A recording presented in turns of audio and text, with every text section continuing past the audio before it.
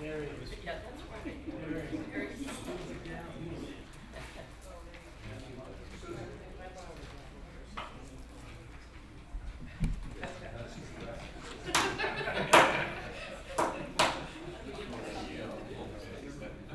Thank you. That's the first time it's been used. I know.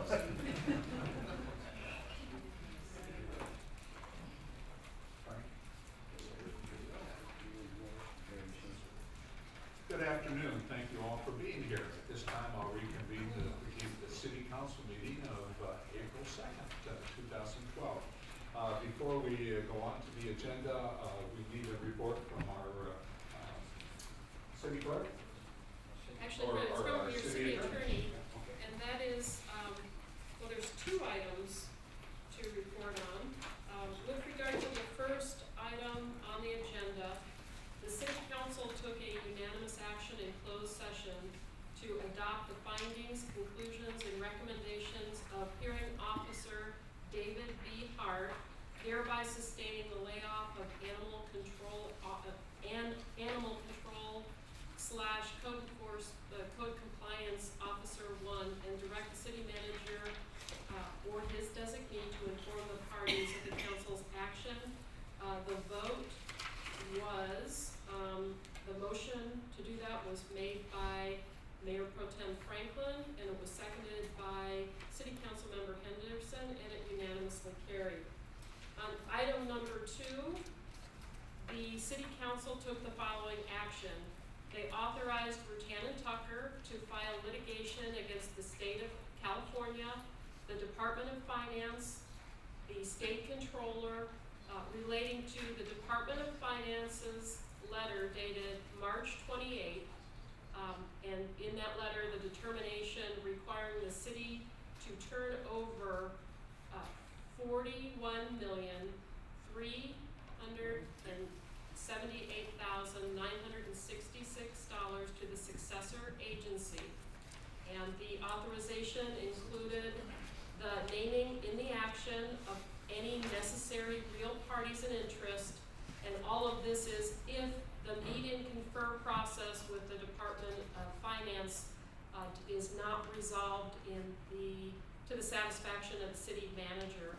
And just for purposes of informing the public what we're talking about, on March 28th of 2013, as part of the redevelopment wind down process, the Department of Finance concluded its due diligence review of the city's asset-related issues other than housing, and concluded that loan repayments that were made, the city had loaned previously to the agency the total of $41 million that I referenced, and the State Department of Finance has determined that because those loans were not made within the first 2 years of the formation of the redevelopment agency, that money is to be taken back by the state and turned over first to the county auditor and then to the other taxing agencies. So it's essentially a taking of the city's taxpayer, their general fund dollars, and turning them over to other state agencies that then the state won't have to backfill. So that's, if anybody would like to have a copy of the Department of Finance letter, that is the process, or that is the gist of it. The city has filed the required meet and confer request yesterday, and we'll be going up to Sacramento to meet with them regarding that. And that is the end of the actions from the city council. Thank you, Kathy. At this time, I'd ask that you all please rise for the Pledge of Allegiance. Place your hand over your heart and repeat with me. I pledge allegiance to the flag of the United States of America and to the republic for which it stands, one nation, under God, indivisible, with liberty and justice for all. Mr. Mayor, I forgot to say that the motion was made by Councilmember Evans, seconded by Mayor Pro Tem Franklin, and carried unanimously. Thank you. First the agenda is public comment. Anybody wishing to speak on an item which is on the agenda, I'd ask that you please fill out a request to speak form like this in the hallway there, and that those wishing to speak on an item not on the agenda can do so at this time. I do have one request to speak, so if you would, when I call your name, stand up. I guess if we're in a small room now, we can all hear. And that, Carolyn, is that Todd? Yes. Okay. Carolyn? And I came to speak on the green fence that's between the Catholic Church and Laguna de La Paz on Washington. And I have here a letter that I sent to the AQMD, and they responded. And this was in September of 2009. And now it's, at that time that fence had been up there for 2 years. And now it's 3.5 years later, and the fence is still up there. And in their response to me, they said it needed to be up to protect that chemical green stuff that's on the ground. Stabilizer. But I took a couple of pictures yesterday, and that green stuff is pretty much virtually all gone. And I would like to say that La Quinta bills itself as the gem of the desert. But anybody who comes into La Quinta to come to the La Quinta Hotel or go to Old Town or just to visit someone in this part of the area has to pass that green fence, which certainly doesn't speak very well to our reputation as the gem of the desert. And I would like to know if the council has made any recent attempts to get the AQMD to let us take that fence down, and if not, if they could use whatever influence or powers of persuasion that they have to get them to let us take it down. I don't know what the up-to-date position is on that. Frank, do you have any idea? No, I've talked to the Director of Public Works about that, and the fences there are to keep people from driving on that property and to stabilizing the soil. But let us look into it further, and if we can have your name and address, we'll definitely get back to you. Okay, we can get back to you on that and That should be. see what we can do about it. Thank you. We have. Yeah. Thank you. Anyone else wishing to speak on an item not on the agenda? Seeing none, then we'll move on to the confirmation of agenda. Are there any additions, changes, or deletions by staff? Staff? No changes? Okay. Council members? Okay. We have no presentations this evening or written communications. I'll ask for approval of minutes of March 19th. So moved. Second. All in favor? Aye. Next, we'll move on to the consent calendar. Move consent calendar. Second. Been moved in second. All in favor? Aye. Motion passes. Okay, we'll move on to our business session. We have one this evening, and that's a resolution approving the preliminary engineer's report for landscaping and lighting assessment district 89-1 for fiscal year 2013-2014, and a resolution declaring intent to levy annual assessments for landscape and lighting assessment district 89-1 and giving notice thereof. That staff report. Thank you, Honorable Mayor, City Council members for that here. This report is the engineer's report for fiscal year 13-14. It looks virtually identical to the last year's report. The summary is actually on page 2 of the staff report. The district revenue is within $1,000 of last year's revenue.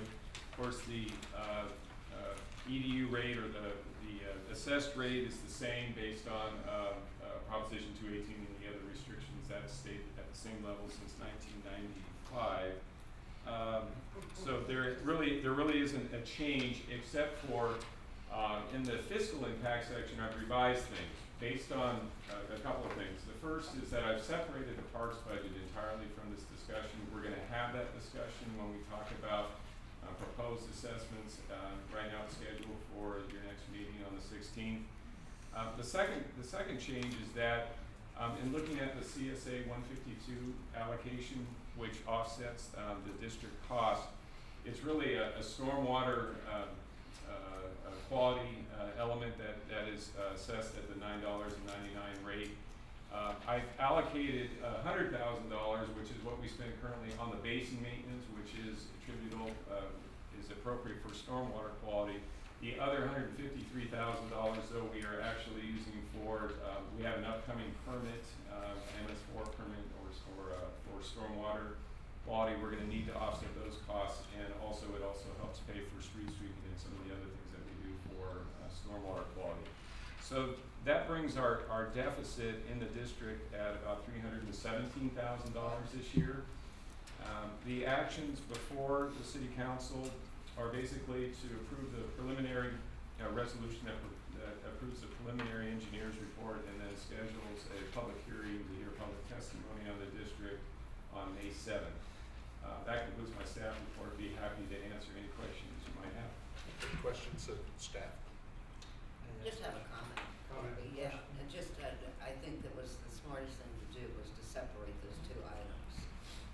Because as we go forward here and discuss the park assessment, potential park assessment, it makes it a much clearer conversation, so thank you for that. Okay, anyone else? Yes, sir, Mr. Mayor, thank you. In regards to the, your report and regarding Prop 218, so we talk about that a majority vote of all the property owners within the city. What type of majority? Is that a simple majority, 50% plus one, or 2/3? No, it would It's be a simple majority. Okay, thank you. 10% plus one. Now, the Wilden report that we have here in front of us on this, and in their table in the back, it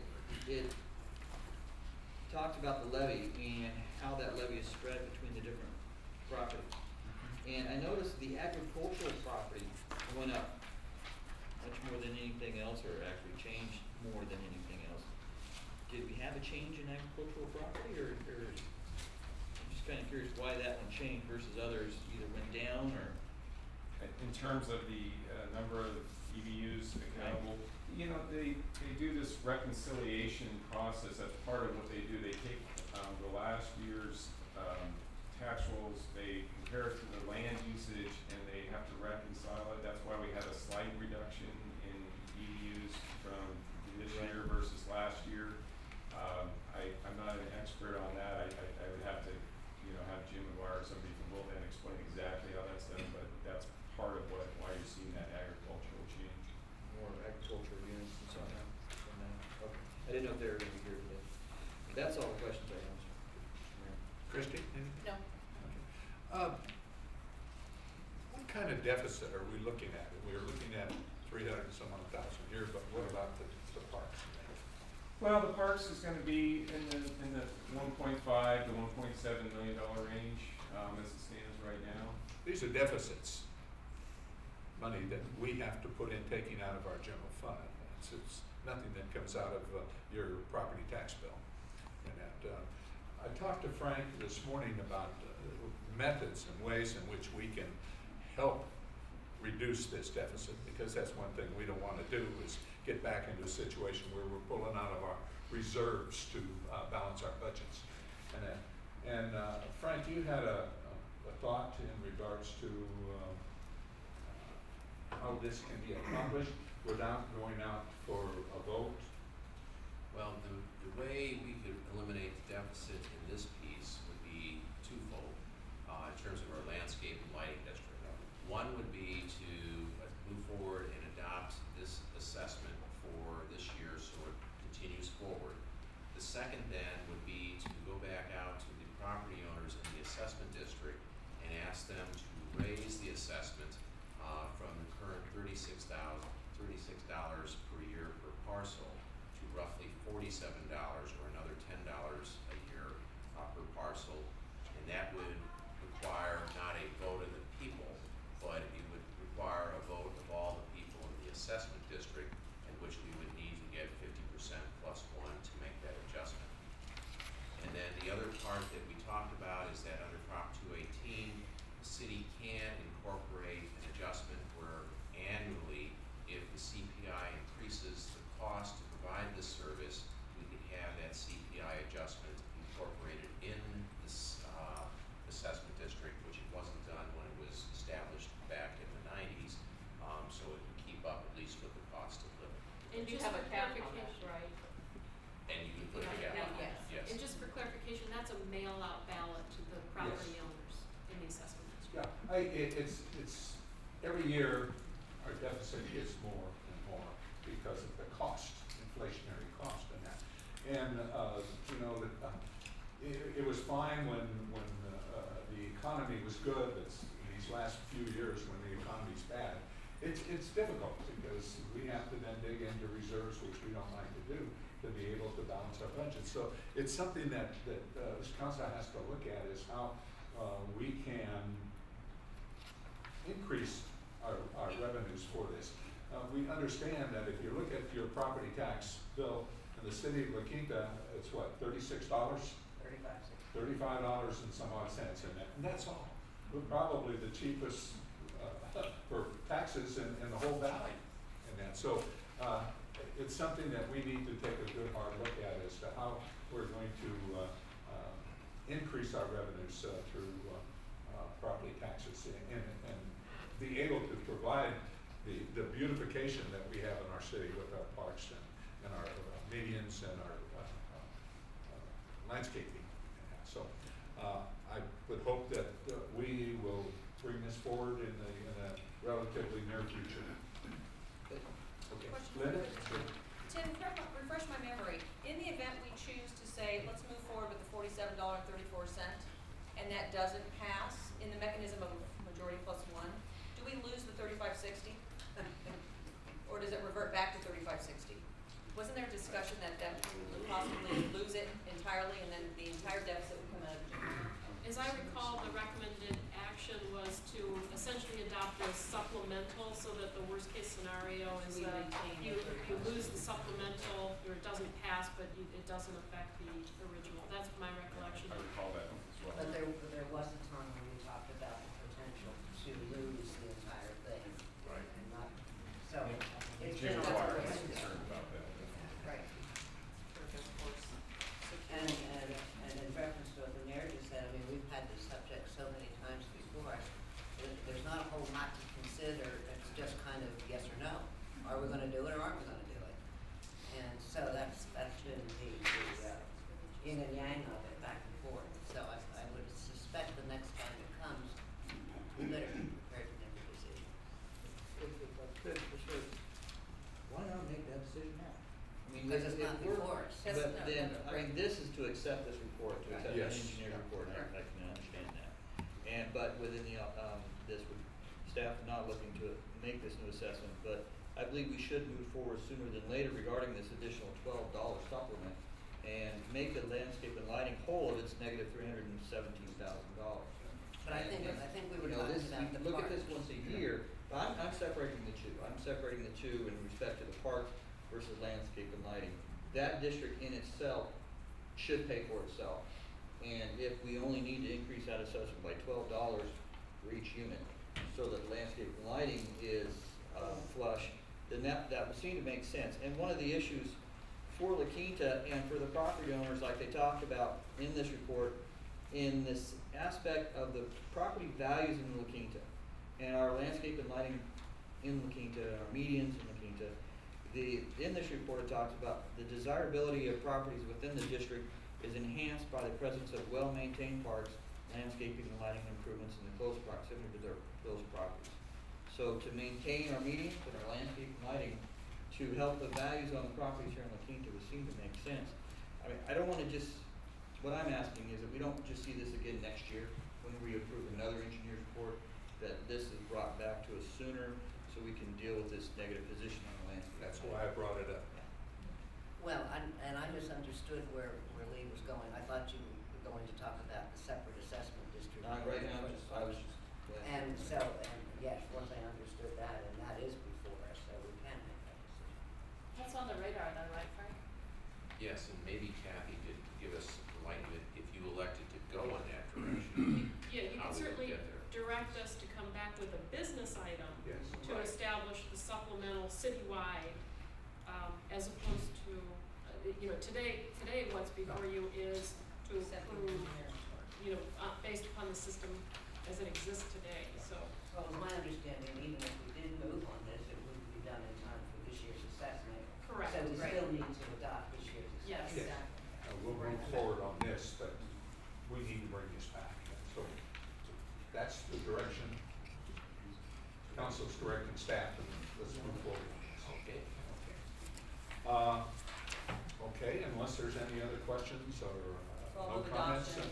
adoption of resolution approving the preliminary engineering's report for landscape and lighting assessment district 89-1, fiscal year 2013 and 2014, and then adopt a resolution to city council declaring our intent to levy the annual assessment for construction, maintenance, and servicing landscape and lighting improvements within the boundaries of the territory, including the citywide landscape and lighting assessment district 89-1. I do think you should vote on this, the resolution separately. But you We'll just take do the first, and second, the first, You second the first? Okay, all in favor? Aye. Motion passes. And then as to the second motion. Second for the second. Thank you. And second for the first motion. All in favor? Aye. Motion passes. All right. Okay, we'll move on to our study session, and the first item on the agenda is the police service review. Mr. Mayor, Draft report. I'd like to start off, and then I will turn it over to Mr. Schaus and Mr. Jimenez to continue the discussion. Back in December of this year, we had a study session where we described the police services that were being provided to the city of La Quinta. And we got into a lot of detail in terms of the number of personnel, the costs, various different staffing levels and that. And at that time, you asked for us to sometime bring this back again because there were a lot of questions that the public had, that you all had, and we ran out of time. Well, coincidentally, in February of this year, we received a petition from a variety of residents who are members of the La Quinta Safe Neighborhood Association, asking for a review and a study session regarding police services in La Quinta, and asking for us to consider and explore ways that we might be able to expand patrols in the Cove and other areas of the city.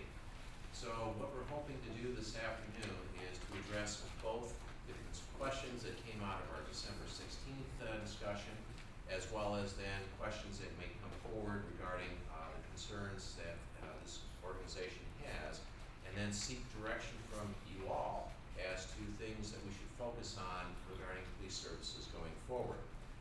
One of the benefits we have here today, and I'll make an introduction, is that we have Chris Escobedo, who will be starting as the assistant to the city manager next Wednesday. He comes to us from the city of Indio and is attending this meeting tonight, or this afternoon. And he comes to us with a background in police services, and as such, one of the reasons he's attending this meeting today is that if we go forward with any additional activities and direction, he will be assigned this task to take it forward forthwith. So with that, I'd like to turn it over to Andrew Schaus, Chief Schaus, and take it away. Good afternoon, everybody. Appreciate the opportunity to come here and speak to not only the City Council, but to members of the community who are concerned about the City of La Quinta and have the best interest of the City of La Quinta in mind. In front of you, the City Manager informed me that he was going to distribute to you the 2012 annual report that that we prepared for the City of La Quinta.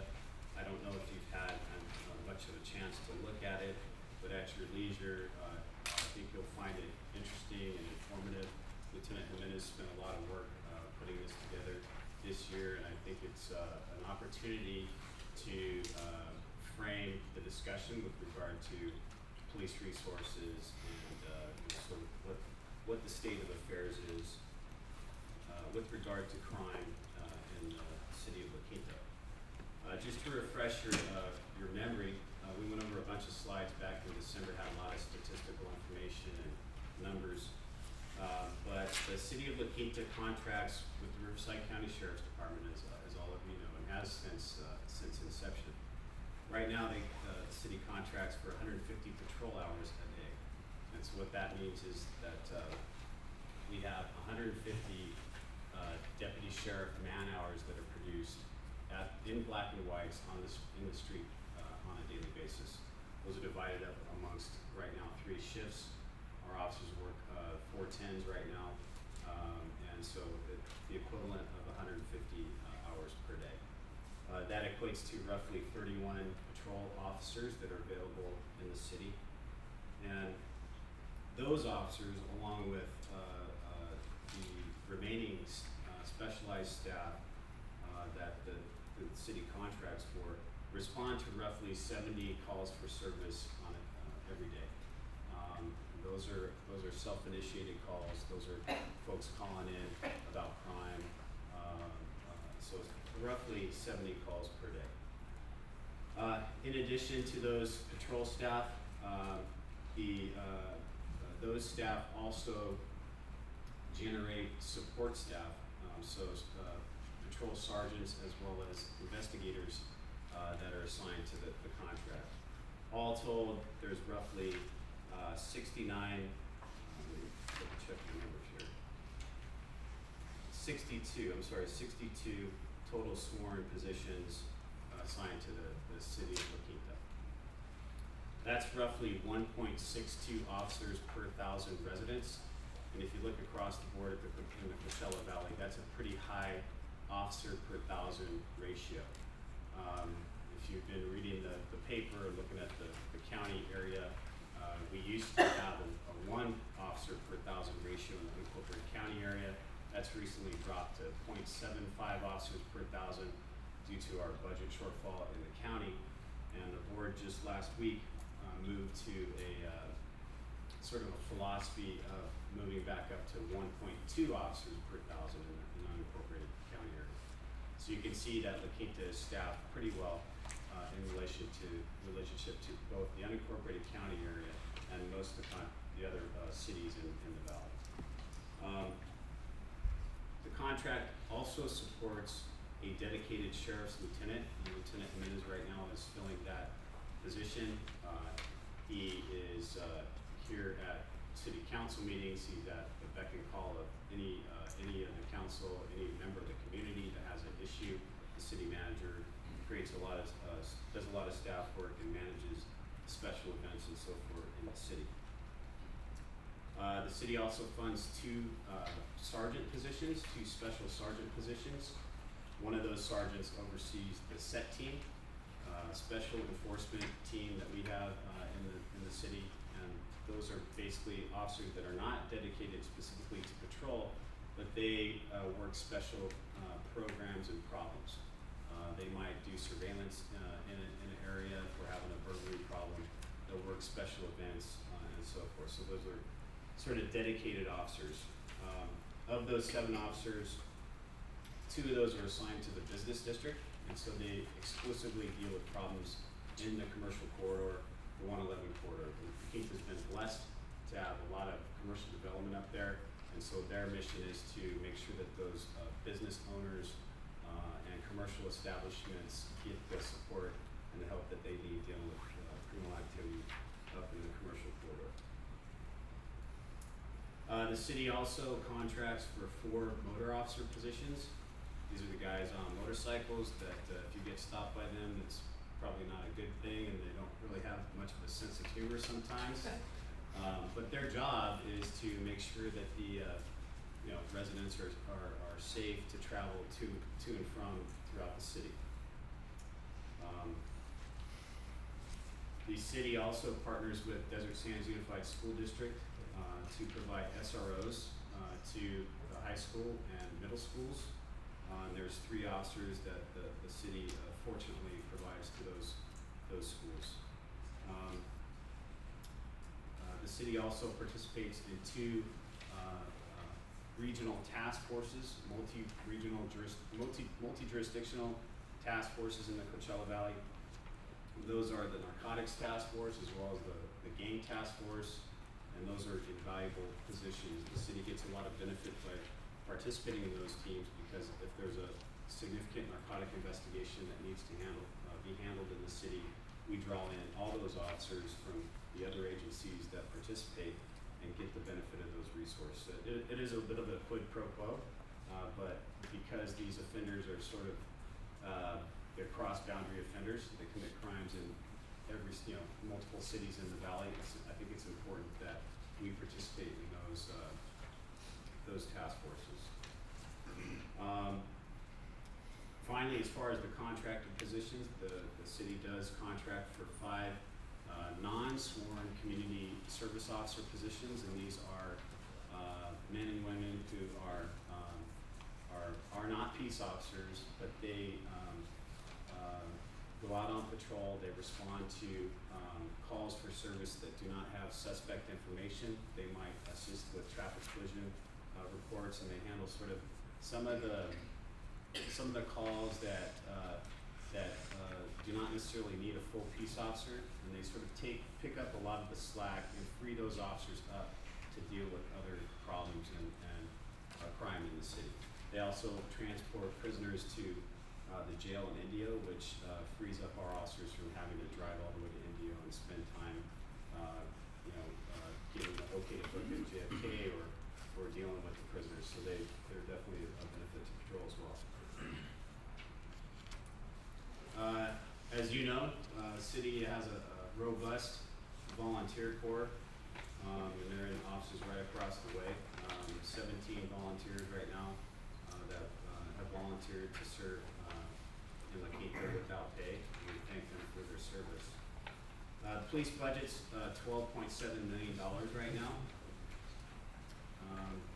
And with that, not only does the city get the benefit of all the services that I just sort of described that are contracted, but other baseline what we call baseline services. So the city has full access to the Sheriff's Department's SWAT team, our hazardous device team, or the bomb guys, our search and rescue volunteers regionally, our homicide unit, our Special Investigations Bureau that deals with major narcotic investigations, as well as we have an intelligence component that gathers intelligence on organized crime throughout the region. And then our Forensics Bureau, which is housed conveniently out of the thermal station right now. And then our Aviation Unit, which is our helicopter folks. Probably I guess the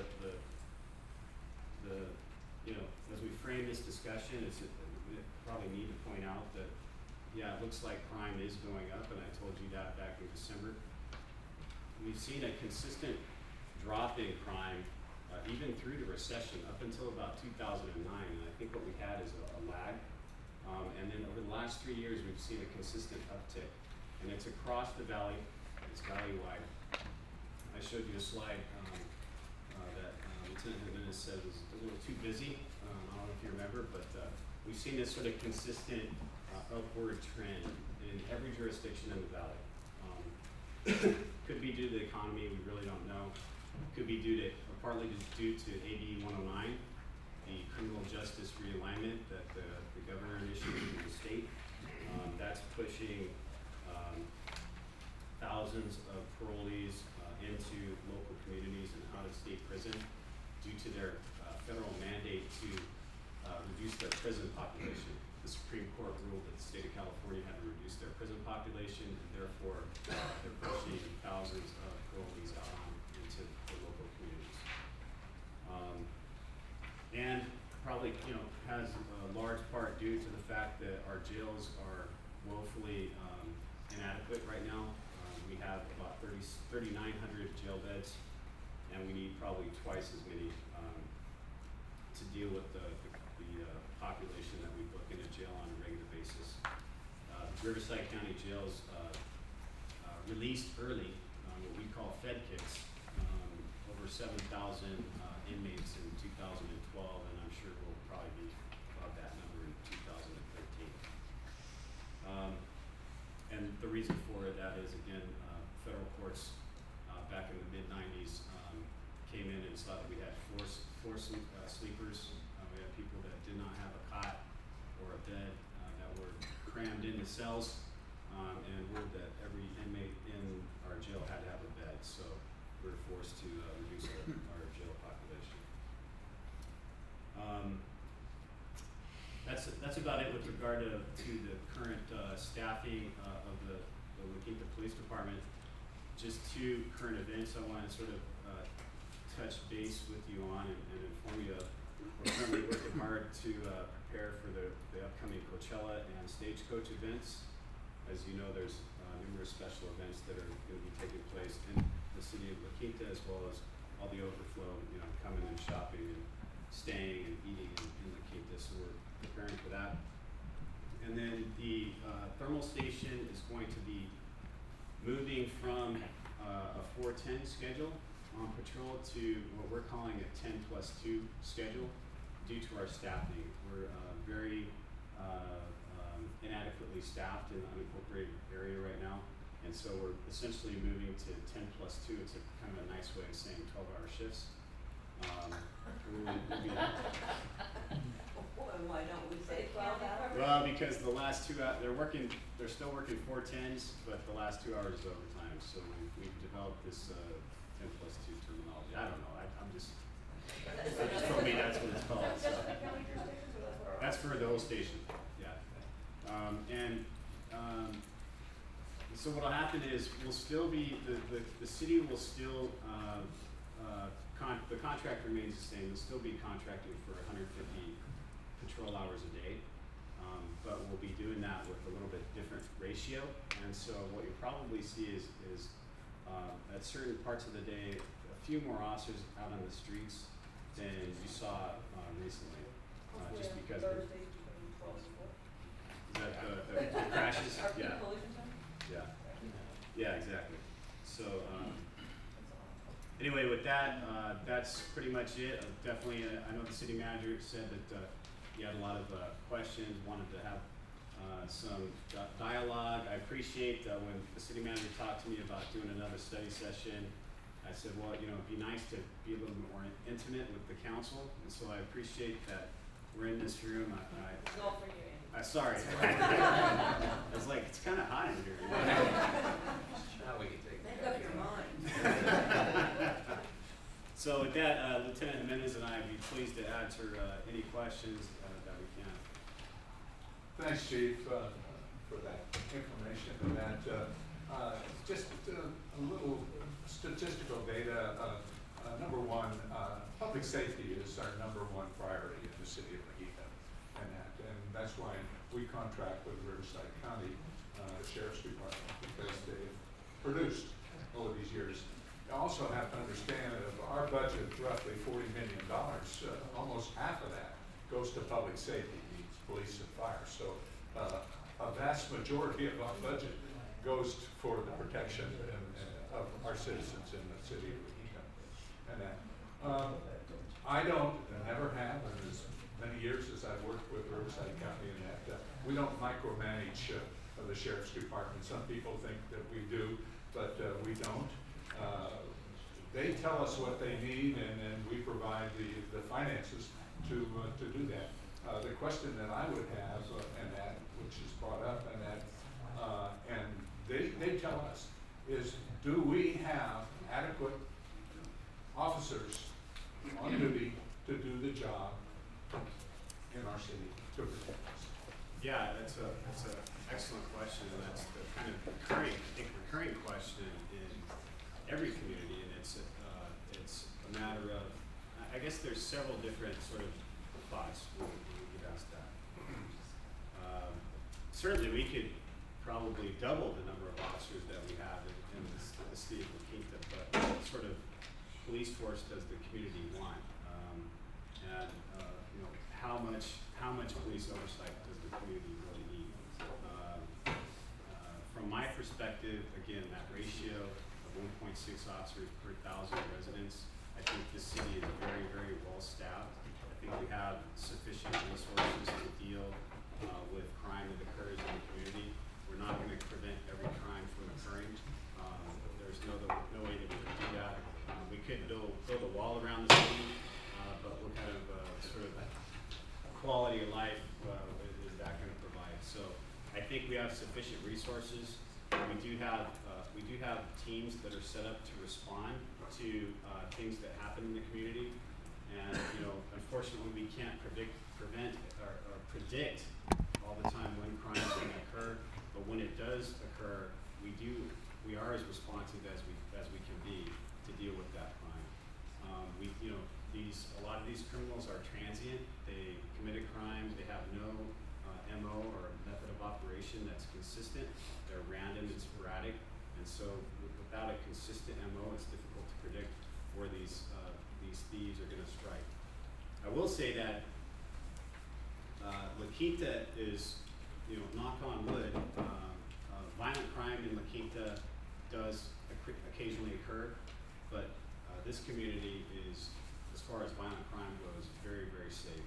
One of the lowest violent crime rates in the valley.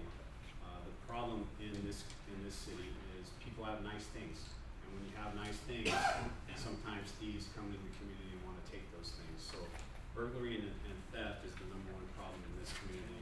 The same in Indian Wells. It's the same in Palm Desert. These are communities that are nice, and so thieves come in and try and victimize our residents. So that's our focus, is trying to, how can we reduce burglary and theft in the city of La Quinta? How can we help folks, since we can't be everywhere all the time? How can we help them help themselves?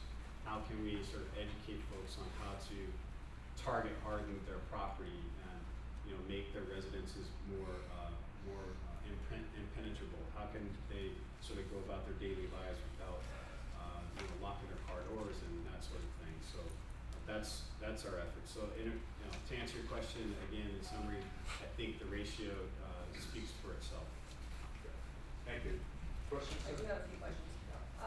Do we measure mutual aid to our sister cities and or the county jurisdictions? They're reducing officers, we're not.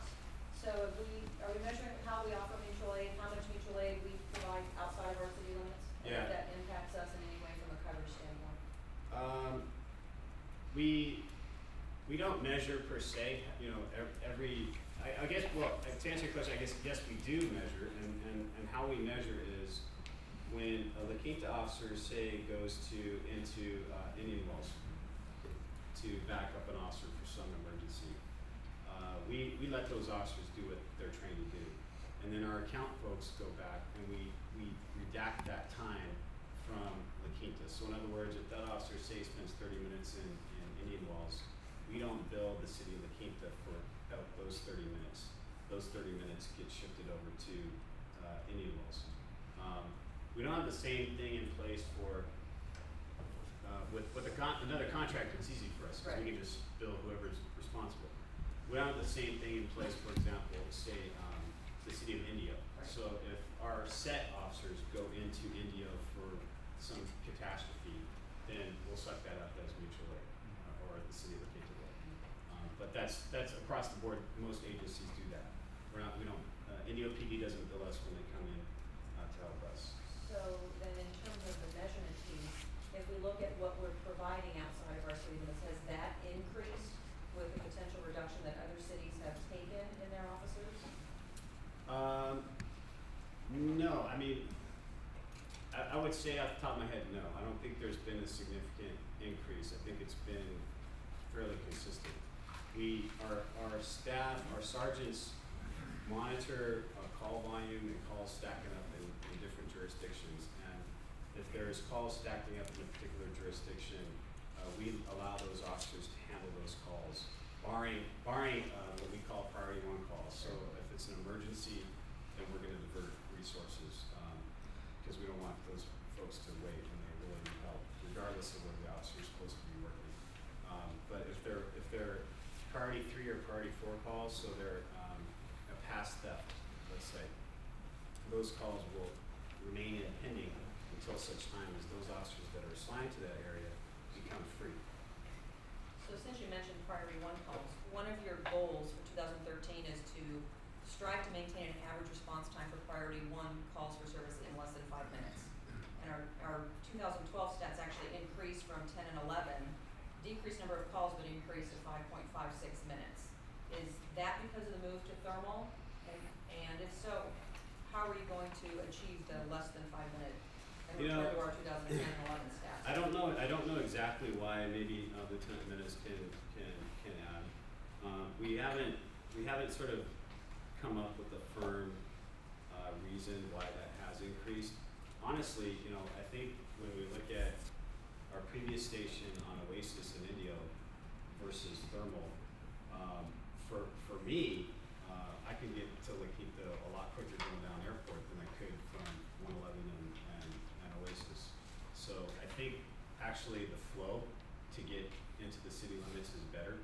So I really can't explain why that is, but that is one of our goals to try and get that number back down.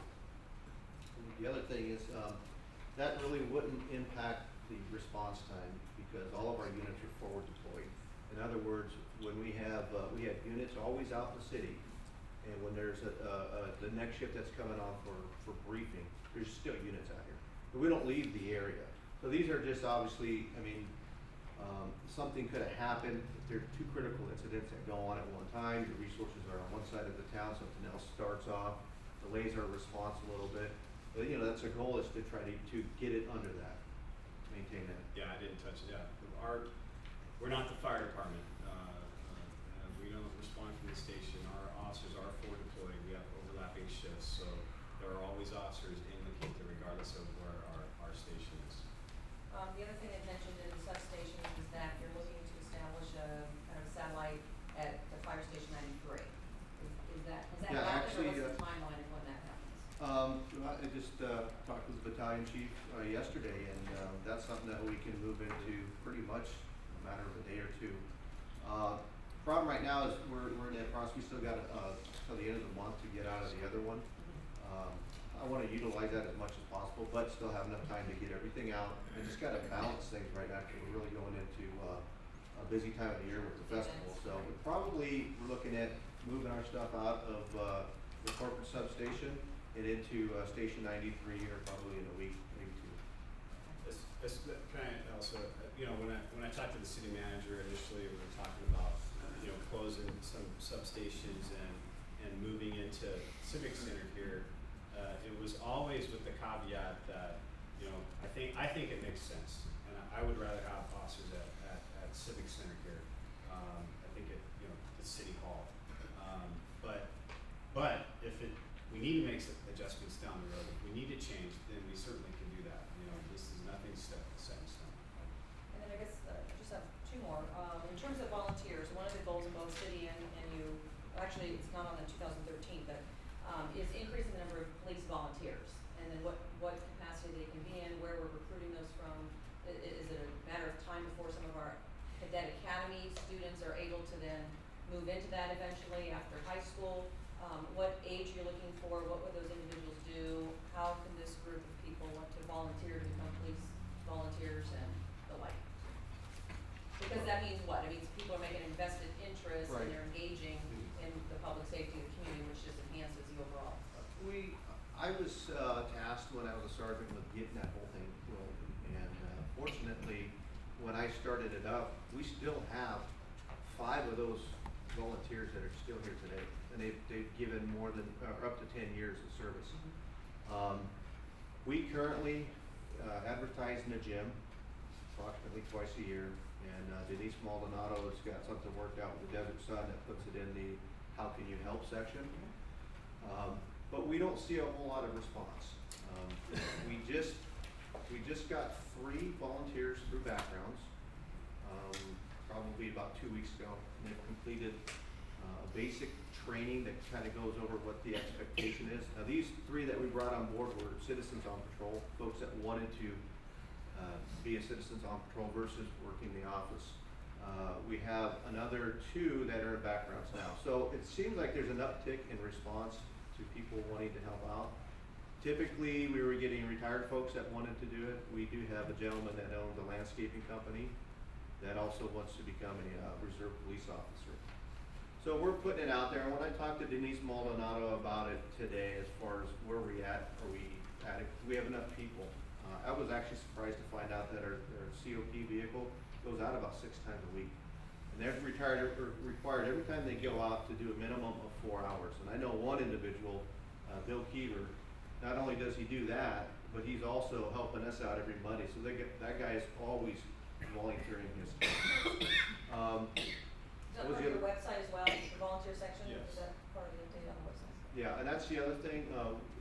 We just looked at that today. It's in the process of being completed.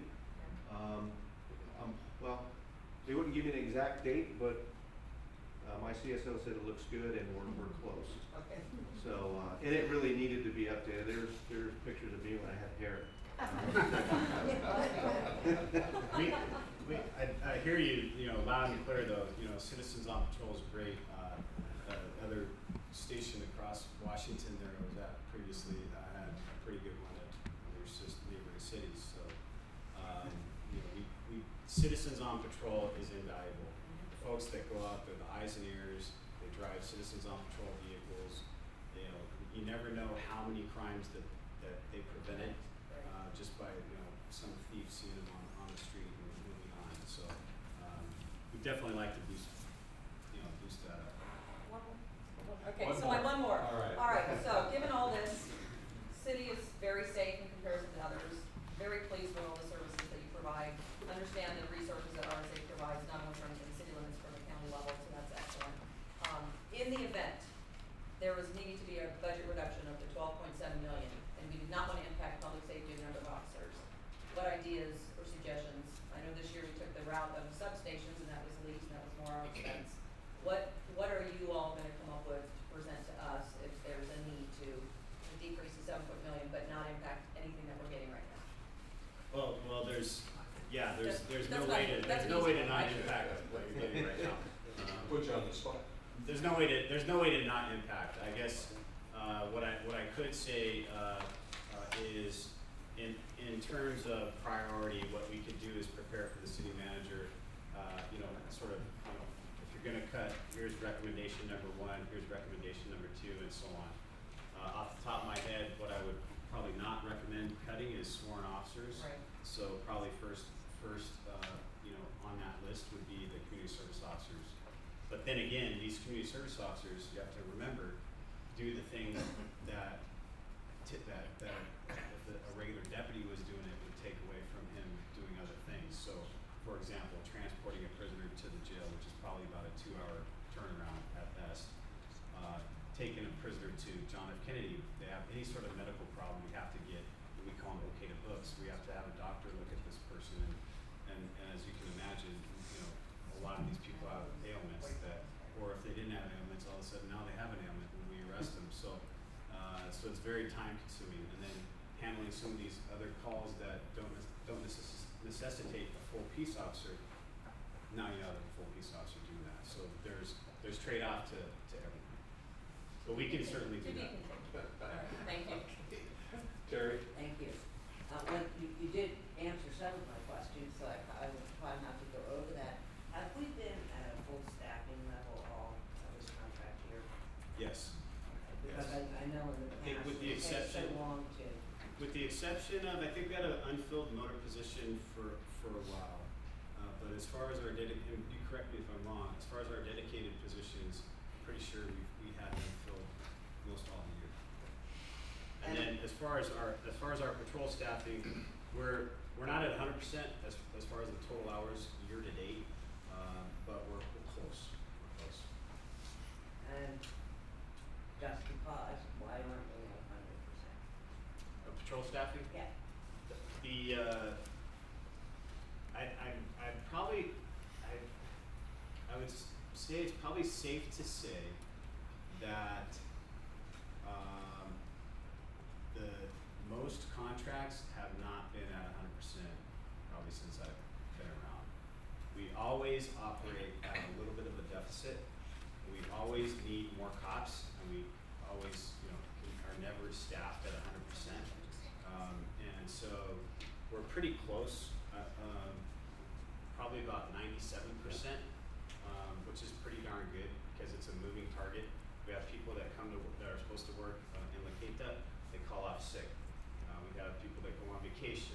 It's a constant moving target, and you know, if you know anything about human resource management, it's you know, That's not, Yeah. That's fine. it's like herding cats sometimes, trying to get everybody. Very true. Just a simple question, if we were at 97% for the year, would our financial commitment to the city be at 97% of what the contract was? Well, if you're asking what we're gonna bill you for, we only bill you at 97%. Whatever hours are actually worked is what gets billed. And anything that's left over, the city manager gets to spend, I guess.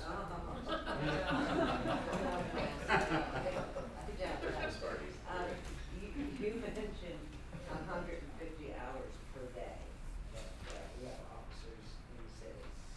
And of that, there's probably 70 calls that they respond to. Do you have an estimated time for a call? It varies, it depends on the priority of the call as far as the response times or how much time is spent on it. And how much time that is being spent on a call? It could be simple as, some lady's garden hose got stolen and it's this 5-minute turnaround, take the information. Okay. Or it could be hours But of you have an investigation. average of how many are hours and I how wouldn't many know how are to- 5 minutes? We could probably get that data. I don't know, like Matt said, these calls could be something very simple. Could be a ring alarm that an officer goes to, it takes them 10 minutes to check it. It could be, Well, I realize that there are things that are going to take 5 minutes and things that are going to take hours, but I'm trying to get some kind of not an average necessarily, but what the community is more responsible for. Is it more responsible for 5-minute calls or 2 hour calls? I see. Do we have a lot of calls that are very time consuming, that are taking officers away from being out on the street doing other kinds of Oh, yeah, sure, the city of La Quinta has its share of, violent crime that occurs. We get sexual assault reports that are very time consuming. So, there are very complex investigations that we deal with on a regular basis, and it's not just the patrol officer, mind you, that's dealing with these. A detective gets involved, or multiple detectives get involved. So the man hours that some of these cases require could be very significant. And how much time does it take to go through the process of somebody being in jail? Being booked, Yeah. I'd say best case scenario is probably a two-hour turnaround from driving here to the jail, going through the booking process, deputy getting out of jail, back into the city of La Quinta. Okay, so that's a best case scenario. Yeah. What is the average? Yeah, I would be guessing, probably 8, you start averaging them all. And those are You have- not medical. Yeah, if it's not a medical, it's like you're saying, it could be about 2 hours, but if there's medical involved, it all depends on the staff at JNK and what's going on there. Sometimes it's in and out, sometimes we're there 3, 4, 5 hours. And the officer basically is staying there, sitting there, and do what? Does some paperwork, yeah, does some Paperwork. We try to have the CSOs do that type of a transport, as long as the individual's not violent. But even then, And you it's say we have, I think, 5 5 CSOs. CSOs? Maybe we ought to look at that. Yeah, that wall time factor. Yeah, it really is really critical. And the COPS program, and I'm glad that we spent some time talking on that, and I'm also delighted to hear that there is some outreach in growing that operation. It's been a real struggle, as you all know. My husband's been on that for I don't know how. He's one of the 5 that. Is he one of the 5? Well, and back then, one of the problems with recruiting new folks was the amount of time it took to get through the background check. I'm hoping that's been somehow streamlined. But we have a gentleman in now that's been in background since January. It takes some time, and then the other thing is, even after we finish their background, like with this gentleman that we're looking at bringing on board, to bring him on board, not have enough people to initiate a little class, basically an orientation class, it is basically wasting the sergeant's whole day, 'cause it's an 8-hour training, sit down with one person. Well, but do you work together with the sister cities that are Riverside County? There's a Citizens Academy that goes on at COD. I think what Lieutenant Miz is talking about, just an initial orientation. The county, just so you know, our personnel bureau did look at across the county volunteers and volunteer background packages, and we just went through a process to make those consistent across the county. Our station's going through an auditing process, so we're trying to do what you're getting at, and that is streamline the process, make sure it's consistent, and make sure that folks that wanna volunteer, aren't stymied by the wait. Yeah, it's awesome when, they first walk in and they figure next week they're gonna be, helping out. And, 3 months later, they're saying, where's my paperwork? Yeah, I mean, and somehow or other, that's gotta be correctable. yeah. It just, There's a lot involved. I mean, the packets are pretty much that thick. There's a personal history, they have to write a bio. I mean, it's real simple for us to run and make sure that they're not a criminal or a criminal background, but there's a lot of other stuff that goes into putting the whole package together. Remember that we understand it's time consuming, but it does serve a purpose, and that is these folks are brought into the fold, and they have access to criminal history information from other people in the community. They have access to confidential information, they overhear things. I mean, we don't involve them in every investigation, but they do have sort of an inside perspective. And there have been folks that have tried to infiltrate police organizations by, sending volunteers in. So it's important that we vet these people pretty thoroughly.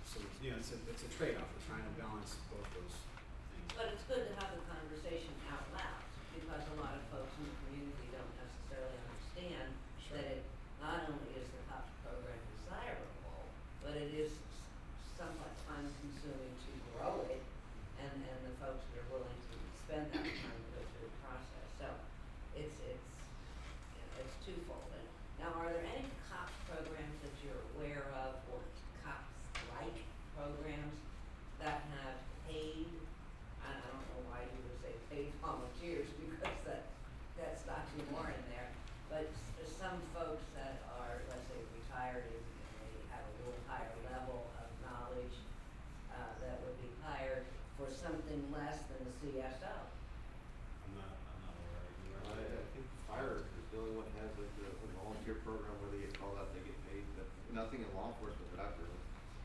We don't want volunteers to run the fire departments, Sure. just kidding. Take 'em. Just hang with me for just a second.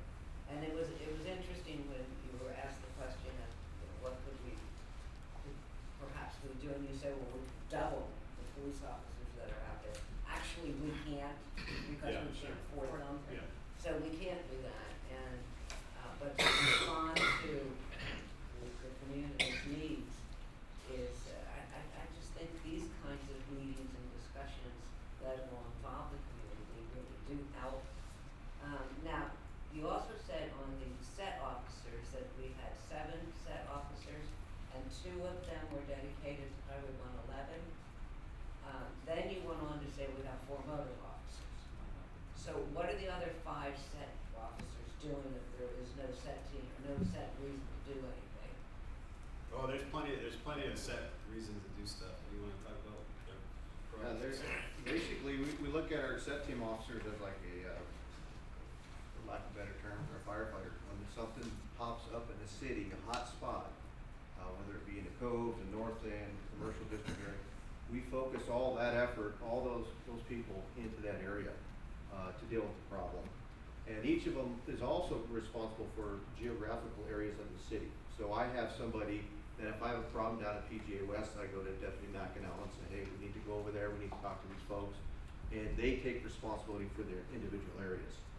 But they're always doing something. Those guys are nonstop, and they're picked because of their the level of proactivity that they've been able to exhibit while they were working patrol. So they're very high level Sure, I a know. group of deputies. So they're not lazy by any stretch of the imagination. And if they are, we just bring them off the team. Yeah, that's important to note. They are hand selected for their proactivity.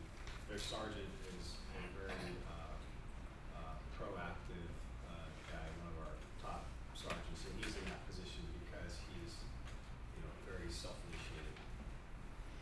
And because I believe that the city of Quinta's motor officers group, because it was a political action, and not, which wasn't a bad thing, but can we continue to verify that we need 4 motor officers? What is the average Rancho Mirage, Palm Desert, Indian Wells? I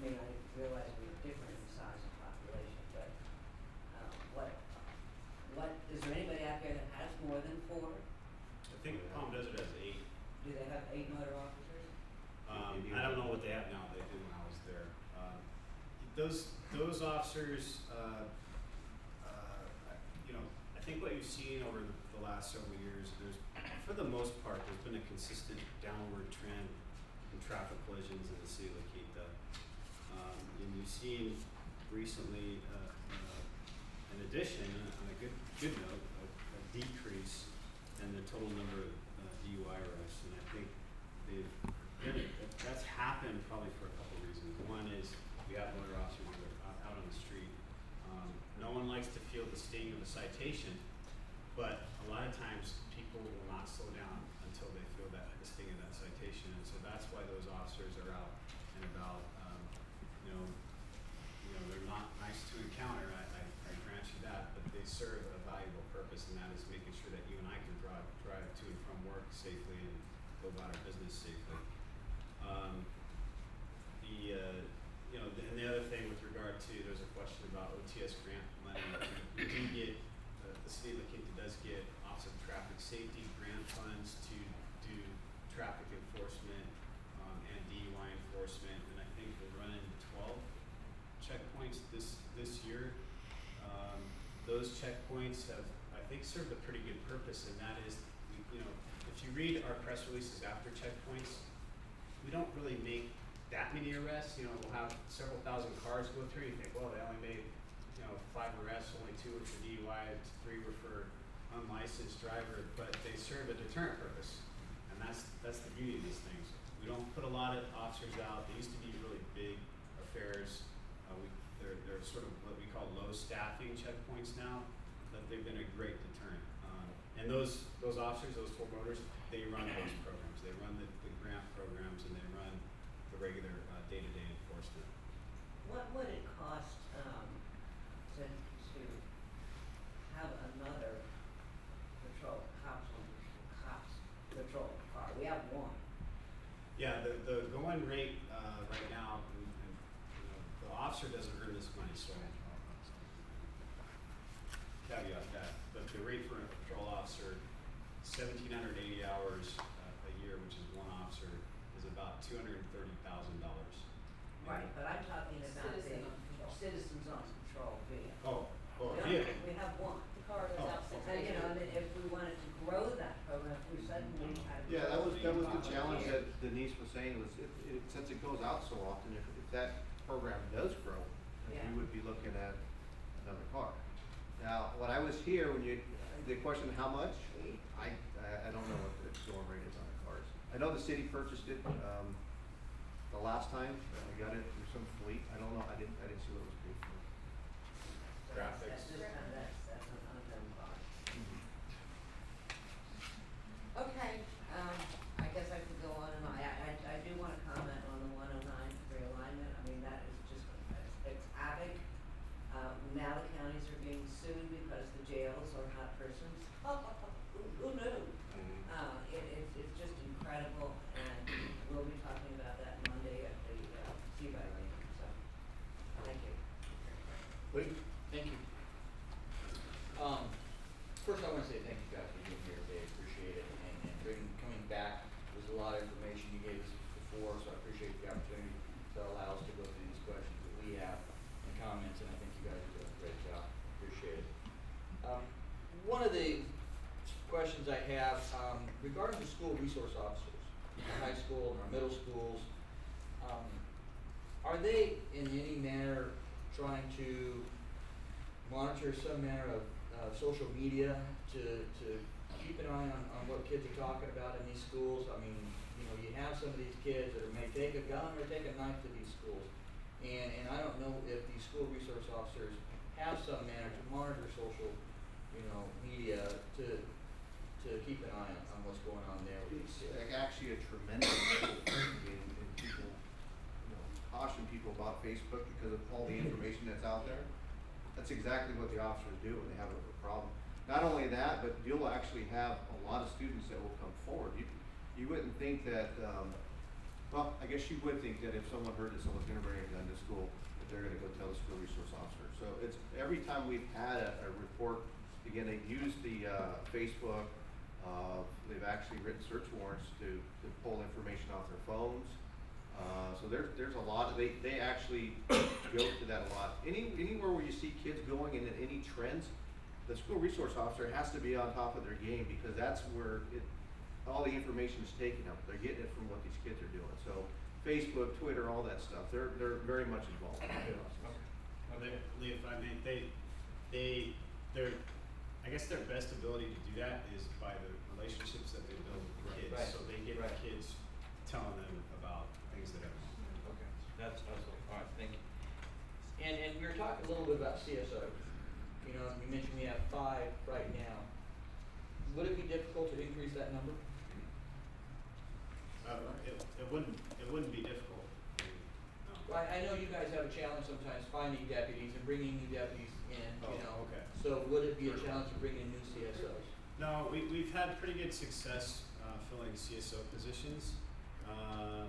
Our biggest challenge as a department is filling our secretary positions, our office assistant positions, because a lot of folks get in that position and they want to advance, so they move up to a CSO or they move up to a sheriff service officer position. So the CSO positions are, knock on wood, we've been able to fill pretty easily. I think it's a great position, and that way we can have more of those folks without the $200,000+ a year cost for a deputy. Yeah. And my next question was talking about the motor officers. I know years ago, that came up with previous council member Ron Perkins, because he was a motor officer in Bolton, or in Culver City. Culver City.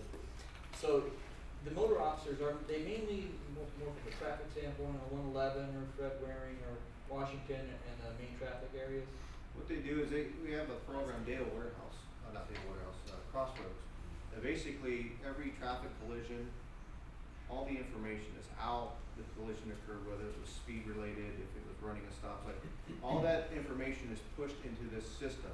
And our motor officers will actually pull this information out and determine by priority where the problem is. And if it's an intersection at Jefferson and 52 that's had 4 accidents last month, they need to go over there, and that's what they do. They go over there and focus on it. So they don't just randomly go out and they go to where there's a problem that statistics will actually show that they need to go to. And that kind of piggybacks on Councilwoman Henderson's comment. What will happen if you remove a motor, if you take from that?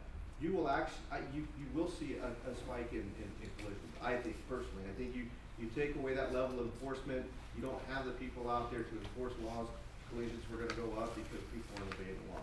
I think it's great having the motor officers. I know, traffic is always a challenge in the Quinta, 111 or other areas, and so any of us can sit at a stoplight and watch numerous people run a stop, red light, turning left or whatever it may be. So I think it's great to have those, if not more perhaps, but that's a budget issue.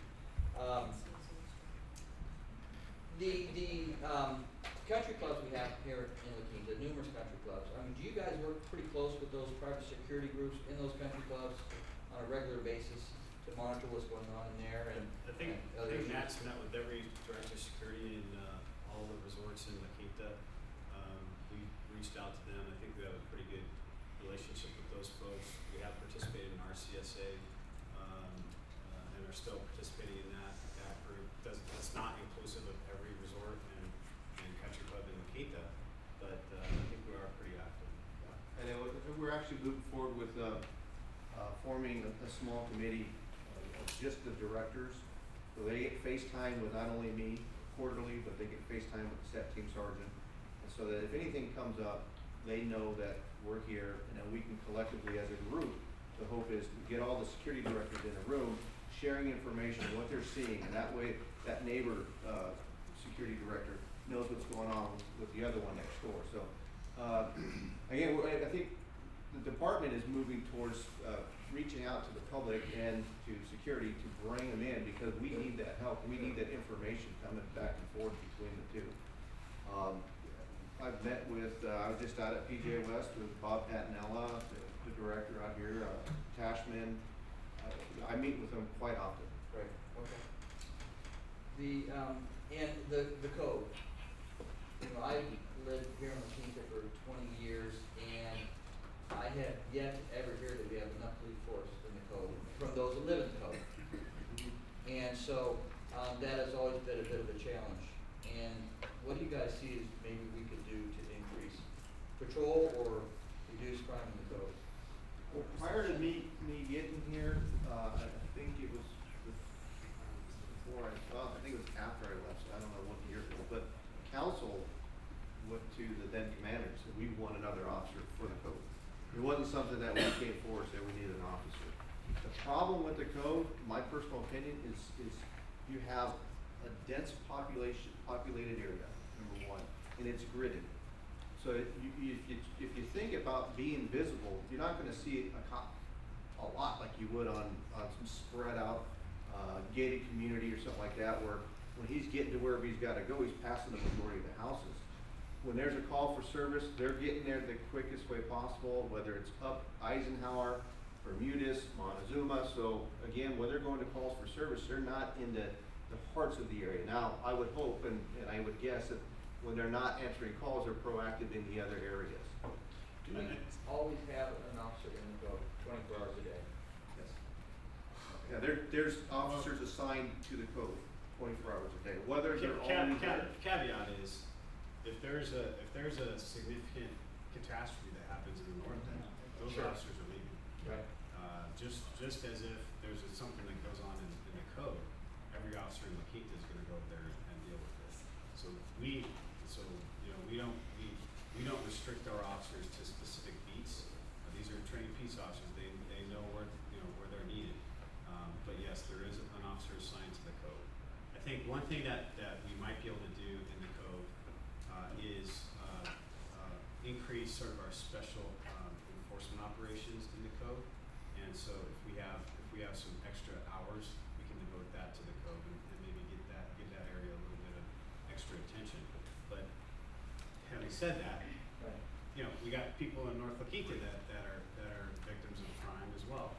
And so, it's a tough balancing act that we play with regard to moving our resources around and who's getting extra resources and extra attention and who isn't.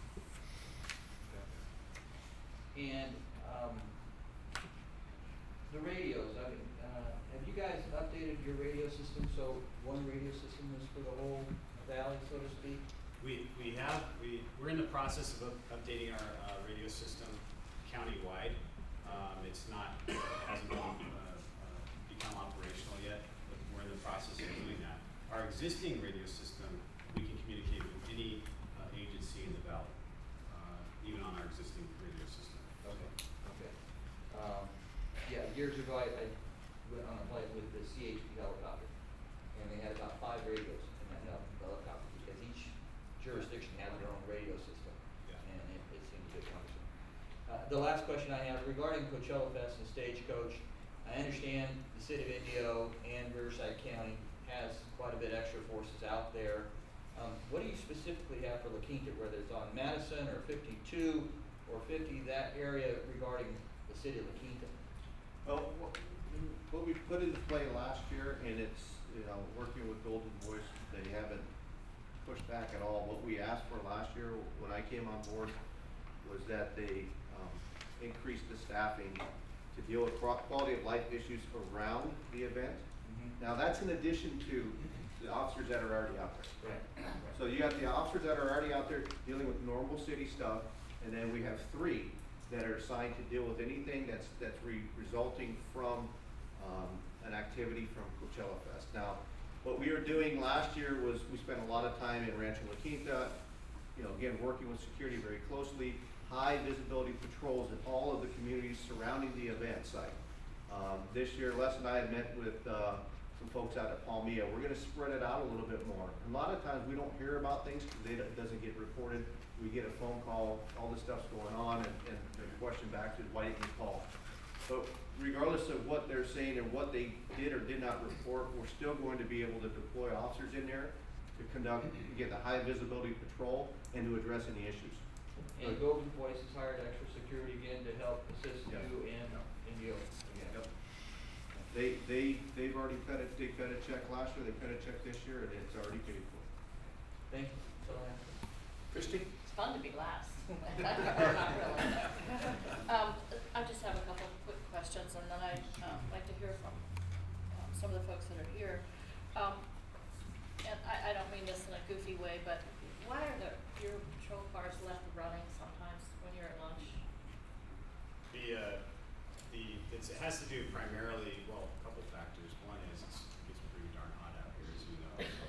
Yeah. The other is that when our MDCs, or our computer terminals inside our units, when they power down, if an officer gets back in the unit and is trying to respond to a priority 1 or 2 call, it takes a while for that to power up. And so it's sort of both. Oh, understood. Both issues. Okay, Yeah. I always wondered about that when I see a car that's running and I thought, well, perhaps they just want to be able to They- pay. They should be locked. And they have- I never tried that. Go there on that one. Okay, and when you have these DUI checkpoints, do you coordinate with other cities so that people on Highway 111 aren't going through 3 and a 9 or Yeah, something? we heard about that one last year. So, yeah, we're gonna make an effort to make sure that we don't have multiple checkpoints in multiple jurisdictions on 111. Okay. The challenge for us is, OTS really poured out a lot of money this year for these checkpoints, but they want them done at certain points, certain times of the year, holiday season, when all the parties are going on. So you have 2 adjacent stations that are trying to get 2 or 3 checkpoints out in that month. And, you know, again, they're focusing on information provided through Crossroads, where are all the DUI collisions happening, where are all the DUI arrests being made. Unfortunately, a lot of them are being made on some of the main thoroughfares, like Washington. We had one down here a couple weeks ago on 111, which I didn't want to do because I really thought we were going to impact a lot of people, but surprisingly it wasn't too bad. But yeah, we did get the comments from several people, hey, this is the 3rd one I've been through. Question is, did you get through all 3? Yeah. Maybe. I'm sure that's what I would say. Well, I'm looking forward to looking at the cost of each officer as I did know there was around $230,000 for a patrol officer, but when this contract comes up again, I'll be working with Chris to get a breakdown. Sure. I don't want to see our budget go down, and then public safety is it's always a #1 issue. It has to be. But I like hearing what you have to say tonight in terms of you think that we're adequately covered. So I'm sure that there are times when folks in our city think we aren't, but it's a priority with us. It always has been. I'm glad to hear that that's your. There's also funds, if something does come up, we have a problem in an area, whatever it is, we have the cops fund from the state, $100,000 that we use strictly for overtime to deal with burglary problems or robberies, and then also the city provides us with funds too. So if there is an issue, we can always deal with it with some overtime, that the monies that are out there for that. Okay, thank you. I'm not sure we've ever turned you down when you've asked for something, Never have. in my opinion. Yeah. Interesting, we were talking about the difficulty in getting officers, and I had the opportunity to listen to Sheriff Smith at the university a month ago, and he said, you know what the #1 reason why an applicant doesn't make it? Falsification of the application, and that they automatically turn them down. So I found that to be interesting, that you falsify your application and you don't make it. So it's a matter of trust. And we don't want them. You know, if they're gonna lie, if they start off at that point lying. Very interesting. Okay, I've said what I want to say in that, so we'll need to move on. We do have some requests to speak, so when I call your name, if you come on up, Annette, Christine Jones.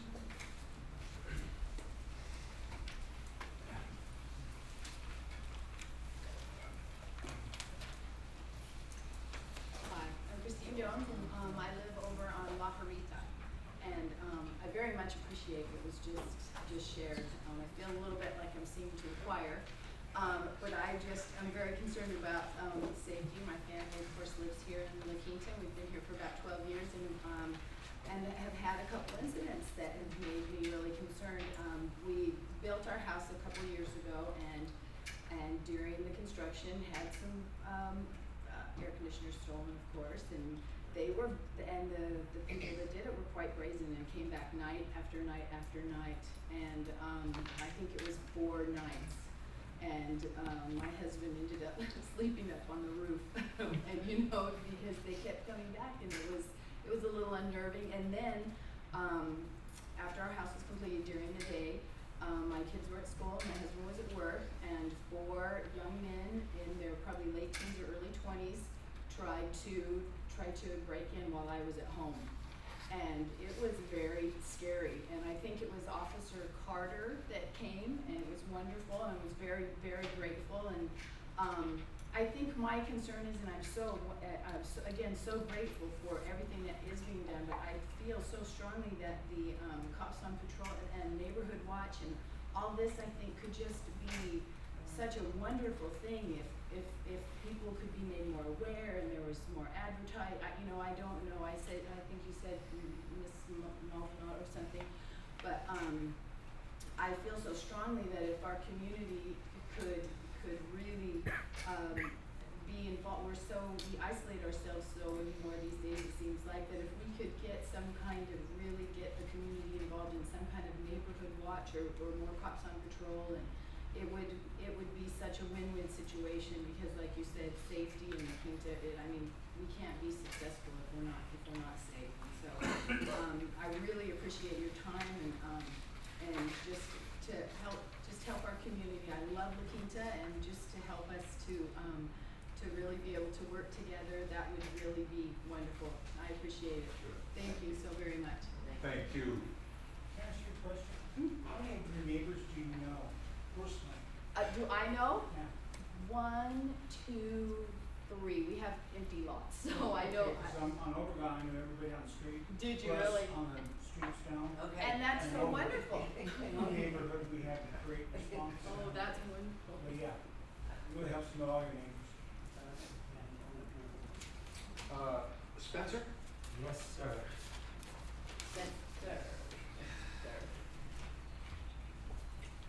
My name is Spencer Collister, and my address is 53125 Avenida Juarez. I have been asked to read a statement by my father, Dan Collister, who heads up the Safe Neighborhood Association. Unfortunately, he could not be with us tonight. He had a prior engagement. But I would like to preface these remarks by first saying I want to thank the very well-prepared report by our police department. I think they do a fantastic job, and I really appreciate everything which they do. But I want to read this, and this is all in quotes. Mr. Mayor, City Council members, I want to make sure my input is heard concerning this important issue. And I should say this, that he is he heads up the Safe Neighborhood Association, which is not just, it's not all of La Quinta, meaning it's not just the La Quinta Code, but it's also other areas of La Quinta.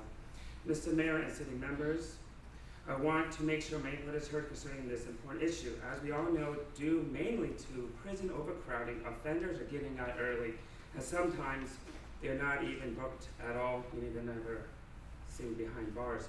Therefore, these individuals are on the street rather than locked up where they should be.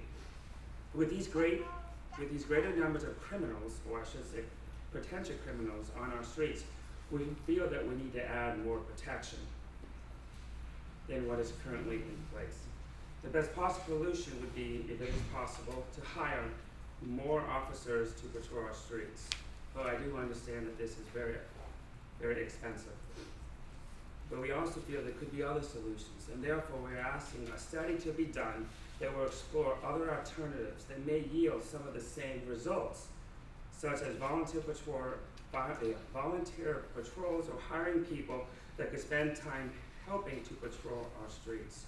We have attained 150 signatures on this petition that we have submitted, and if it is needed, we can get more. We don't see this problem getting any better anytime soon, so we are requesting that the study to be done as quickly as possible so that we can resolve this vital issue. Thank you very much. Thank you. And I'm sure that staff has picked up on this, and we'll be working with the Sheriff's Department to do what we can to make our city a much safer city. Okay. Alex? Yes.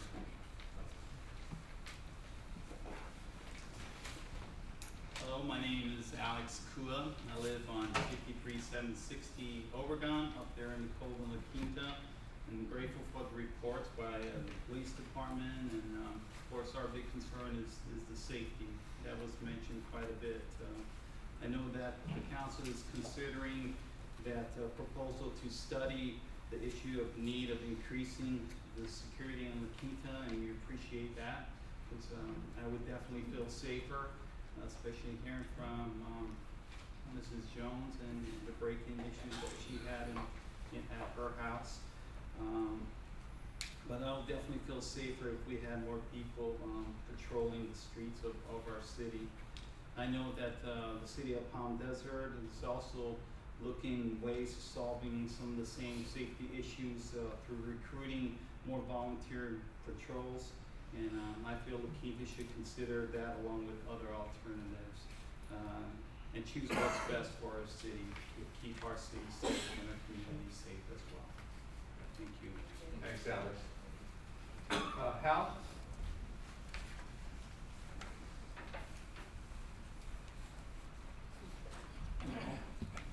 My name's Hal C. I live 52441 Avenida Diaz, Quinta. I've been originally in Obregon, and I've lived here since 1992. I've been following a case with code enforcement for several years now, and there seems to be this repetitive pattern. I was in court last Wednesday, and I really don't want to get into the details too much, but after lunch I had to leave, but they tried to introduce some new evidence during this appeal we did with the Superior Court. Now that's where our system's set up. If we don't agree with, the administrative hearing, we go there and ask another judge to review everything. And this judge actually agreed with the homeowner, and so I rated him and excused everything except this one item, which was the light over his garage. And remember those winds we had last year, blew everything over? Well, blew the plastic cover off his light thing, and code enforcement was writing him up. In the meantime, he's trying to get a new one ordered. Mr. Marino took this a week ago Friday to be report Wednesday, and if one of you can look right here, you can actually see, and I'll pass this around if you have it, if you can see where the light fixture has been fixed. Yet, when we were in court, they weren't looking to say, hey, Mr. Judge, this guy's actually did this right, this one's fixed, let's forget it and move on. They were actually still go after him. And I don't understand, if we have morals and ethics, we should work together. And, he did everything he could do as quickly as possible, and sometimes mail order is not the best thing to go, especially when your light fixtures been there since I think 92 or 82, somewhere in there. It's really old. But I was here a while back, and I really don't want to say too much more, but I'd really like to look at that, and if possible, if you could go back and excuse that thing right there from being a fine. I appreciate it. He's tried to comply everything possible, but everything else has been excused by the courts. Thank you so much. Thanks, Al. Can I have that back, please? Thank you so much. Anyone else wishing to speak? Seeing none, unless there's anything else that needs to be brought up, we'll conclude the Well, Mr. Mayor, session. I'd like to just make some closing comments. I do believe that the city council has the authority and should take the authority and the initiative to make any adjustments to the police contract that we think is necessary.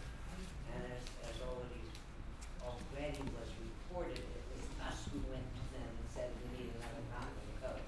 So we do have that prerogative and that authority, and I think that it's important to have the understanding.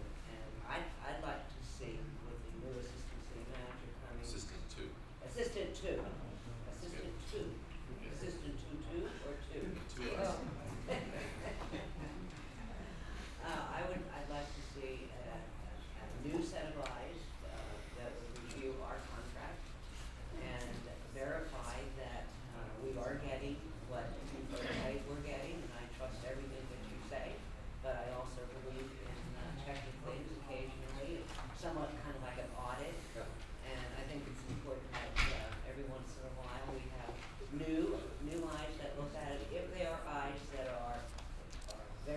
versed in the subject matter. If that doesn't prove to be the case, maybe we would need to look at a consultant. But I think it's important that, that we do have that kind of, if you will, an audit and verify that the numbers are correct, the need is being distributed properly, and so that it isn't just you telling us or us telling you, but we have an independent source that can bring that information to us. And also, at the time that the contract does come back, I'd like to see some data on additional CSO.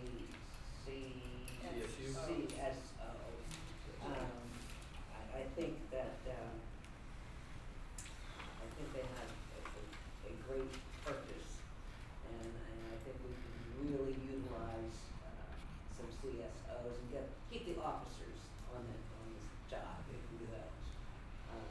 They serve a great purpose, and I don't know whether we are at full staff on school resource officers.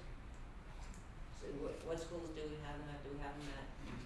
They're responsible for all the schools, primarily Quinta Middle, Summit, and Berlin State. There's 3 full-timers. Yeah. They're They spend time on it. So if we're full staff there, then I would be fine with that, unless of course you can get other information. So I'd like to have that kind of information when we, have the contract come back before us.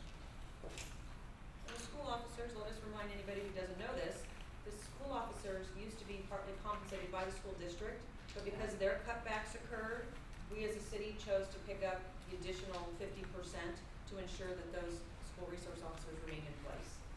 Good point, good point, good point. Yep. Mr. Mayor, if I may, I do want to think that part of our program here, and what I'm hearing from the study session, but part of our program, which Matt has been so good about talking about, is making our homes safer. I think a lot of times that we sort of set ourselves up, not willingly, but so I think part of our outreach has to be a little piece on home safety. And I've been to a couple of your sessions where you talked about that, and there's some just real basic things you can do. So, thank you. Good. Unless there's anything else? We have our direction. Okay, good. Thank you. All right, then we'll move on to our second item, and that's Silver Rock Development. Mr. Mayor, I'm going to start this one off.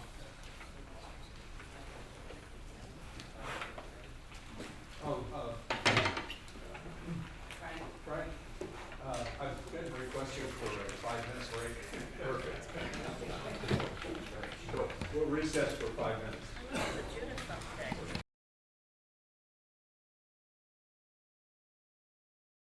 Turn it over to Frank, staff report. Yes. Mr. Mayor, members of the council, there will be 3 of us making this presentation this evening. And what we're looking to do is to provide some basis or a platform regarding Silver Rock. Our purpose here tonight is to go over ownership of the properties. There's been some discussion in the press and otherwise about who owns what and what's subject to state review and the rest. We'd like to also go over the specific plan, which was adopted back in 2005, 2006, so people understand what guides development at Silver Rock and how that guidance then directs us to what to do today. And in terms of the specific plan, we started this discussion with the council back in August of 2012. And at that time, we brought the specific plan forward and we turned to the council and said, okay, does this still reflect the vision that you're hearing from the community and the vision that you have as elected representatives of the community for what Silver Rock should be? So we want to touch bases on that. We also then are going to review resort and hotel golf trends as well as retail trends. This is something that we started back in 2011, I believe it was, when we said, okay, the market shift, the world has shifted, and traditionally we did market studies in this community once every 3 years since 1995 to give us guidance on how to set up our economic development activities and what to go out and procure. Well, the economy changed, and so we looked at trends. We've been continuing to look at trends, talking to the real estate community and the like. And then, hopefully, we'll set the stage for the big event on April 16th, if I can call it that. Been asked why it is that we're, as staff, continue to be motivated to push forward to see if we could get a developer in the fold that we can then get into more protracted negotiations with regarding Silver Rock development. And we really have three reasons for doing this. The first reason is that from our standpoint, we see the economy coming back. And in past trends, when the economy starts to come back, and yes, it won't be like what we saw in the past, we see development interest because the inventory of whatever, retail space, residential units, resorts, is now diminished, and people are interested in building again. We're starting to get that feel that that is occurring, and so we want to be in a position to capture that growth. The second aspect of moving forward at this point in time is because when we look at the city's financial picture, one of the reasons that we were talking about doing Silver Rock back when we started this journey in the year 2000 was to provide additional funding for the general fund. You know, we've all been struggling with the deficit. We may have an opportunity to close that deficit in next fiscal year starting in July 1st and perhaps generate a surplus. But it's a very fine, delicate balancing act. If we have costs increase or we have revenues that we are anticipating going up that are not, then we could find ourselves in a deficit position. And as we announced coming out of closed session, the state has made their next move in terms of looking at our reserves and saying, we would like 41 million on that. If that occurs, we will be, at the end of the day, left with $25 million in reserves. We have a different picture, and we can't keep dipping into reserves to close our operating budget. So as part of our strategy, we've been looking at cutting costs, and as part of our strategy, we've been looking at how to increase revenues, both from the fees that we've been looking at, as well as new development. And then the final aspect of this is again to deal with the state.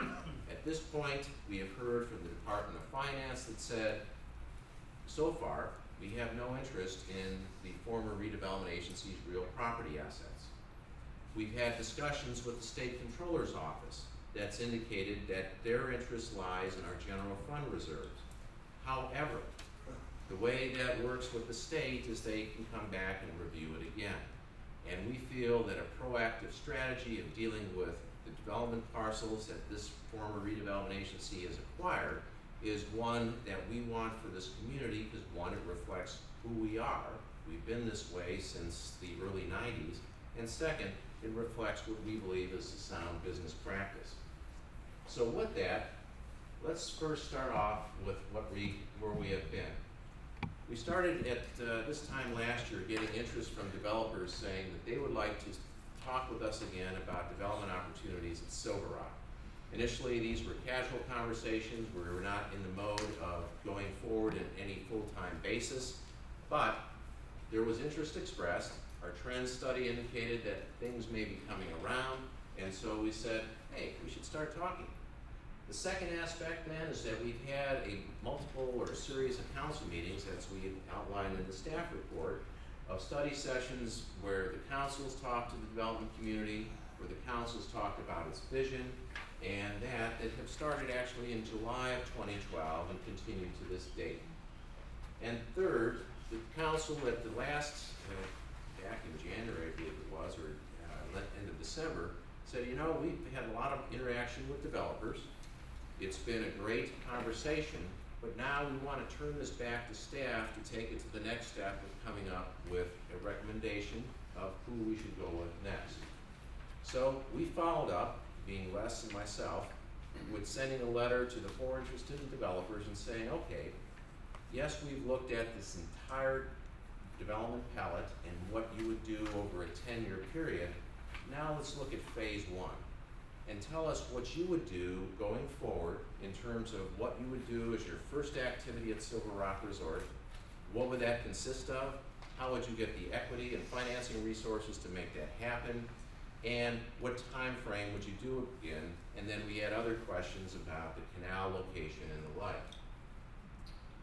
So let's just have a little bit of background on Silver Rock, because in the news and discussions in the community, there's been a lot of discussion about, well, what is Silver Rock? Basically, the city, or the redevelopment agency, the city through the redevelopment agency purchased the 525 acre parcel known as Silver Rock in 2002.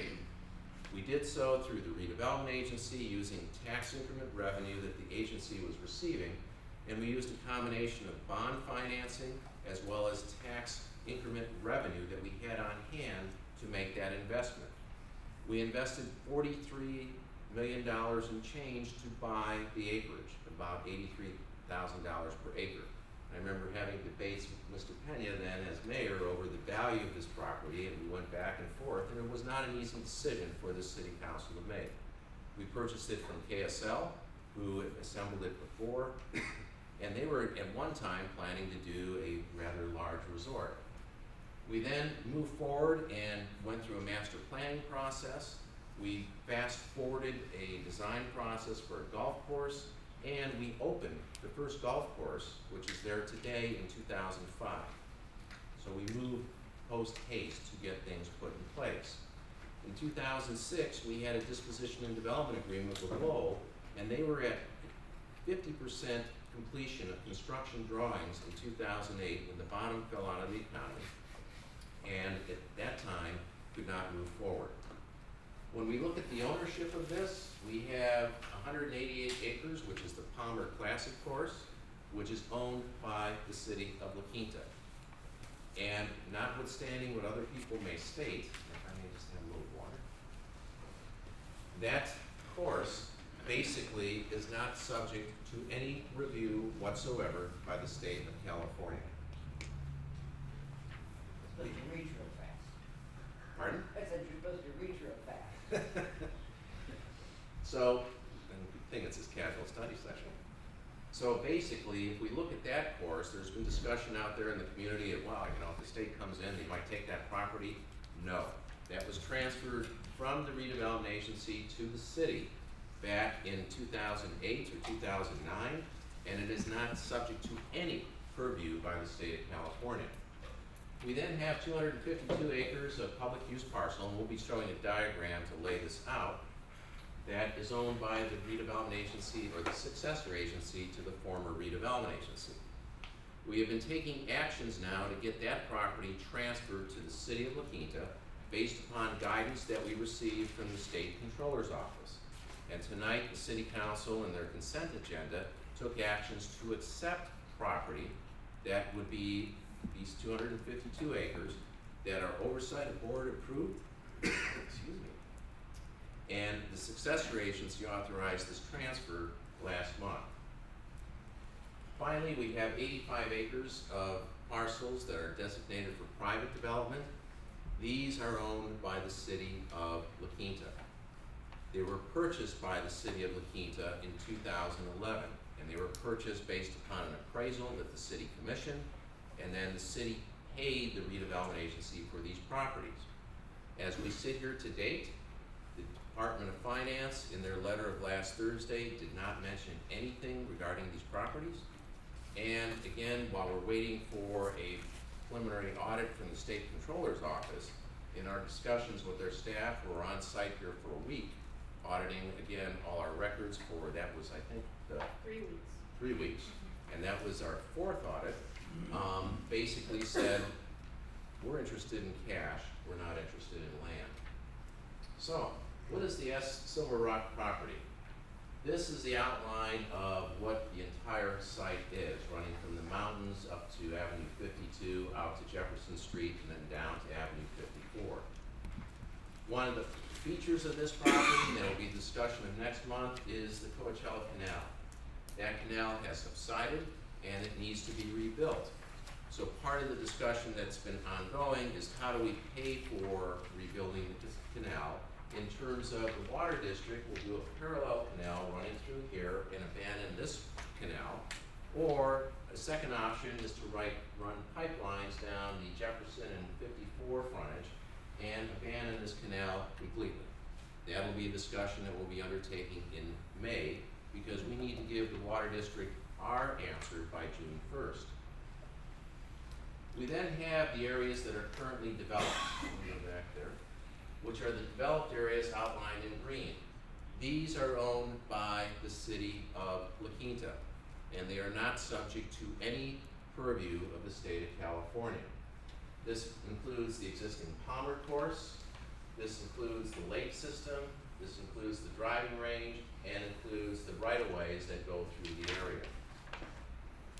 We then have the public lands that we're calling for, or laying out here. Those are properties that are designated by the general plan and by the specific plan for public use. Primarily a second golf course, primarily a community park, and primarily access ways into the Silver Rock development. Finally, we have the relationship here of the Coachella Canal to the public lands, being it goes primarily through our first golf course and then through what would be proposed as the second golf course adjacent to the driving range. And then we have our private development parcels. These are the parcels that we're talking with developers about. Initially, Lowell was going to start here on what we call the dog bone parcel, move over here to the property next to the existing Amundsen Ranch House, which is serving as our temporary clubhouse, and then move to these properties over here on the east side of the lake. So together, we have the private development parcels, the relationship to the other parcels here, and here's a full mosaic of what we have out there at Silver Rock. We thought it would be important to talk about that or present this again from the standpoint of there's a lot of discussion out in the community of what may be taken, what may stay, what may go here and there, and what's up for consideration, and we wanted to give a little background on that. So, now I'd like to turn it over to Les to talk about where we feel comfortable. We'll start loosening our ties here in a moment, to talk about the specific plan. Thank you, Your Honor, Counsel. As was identified by the city manager, there was obviously very definitive intent and purpose of the acquisition of this property.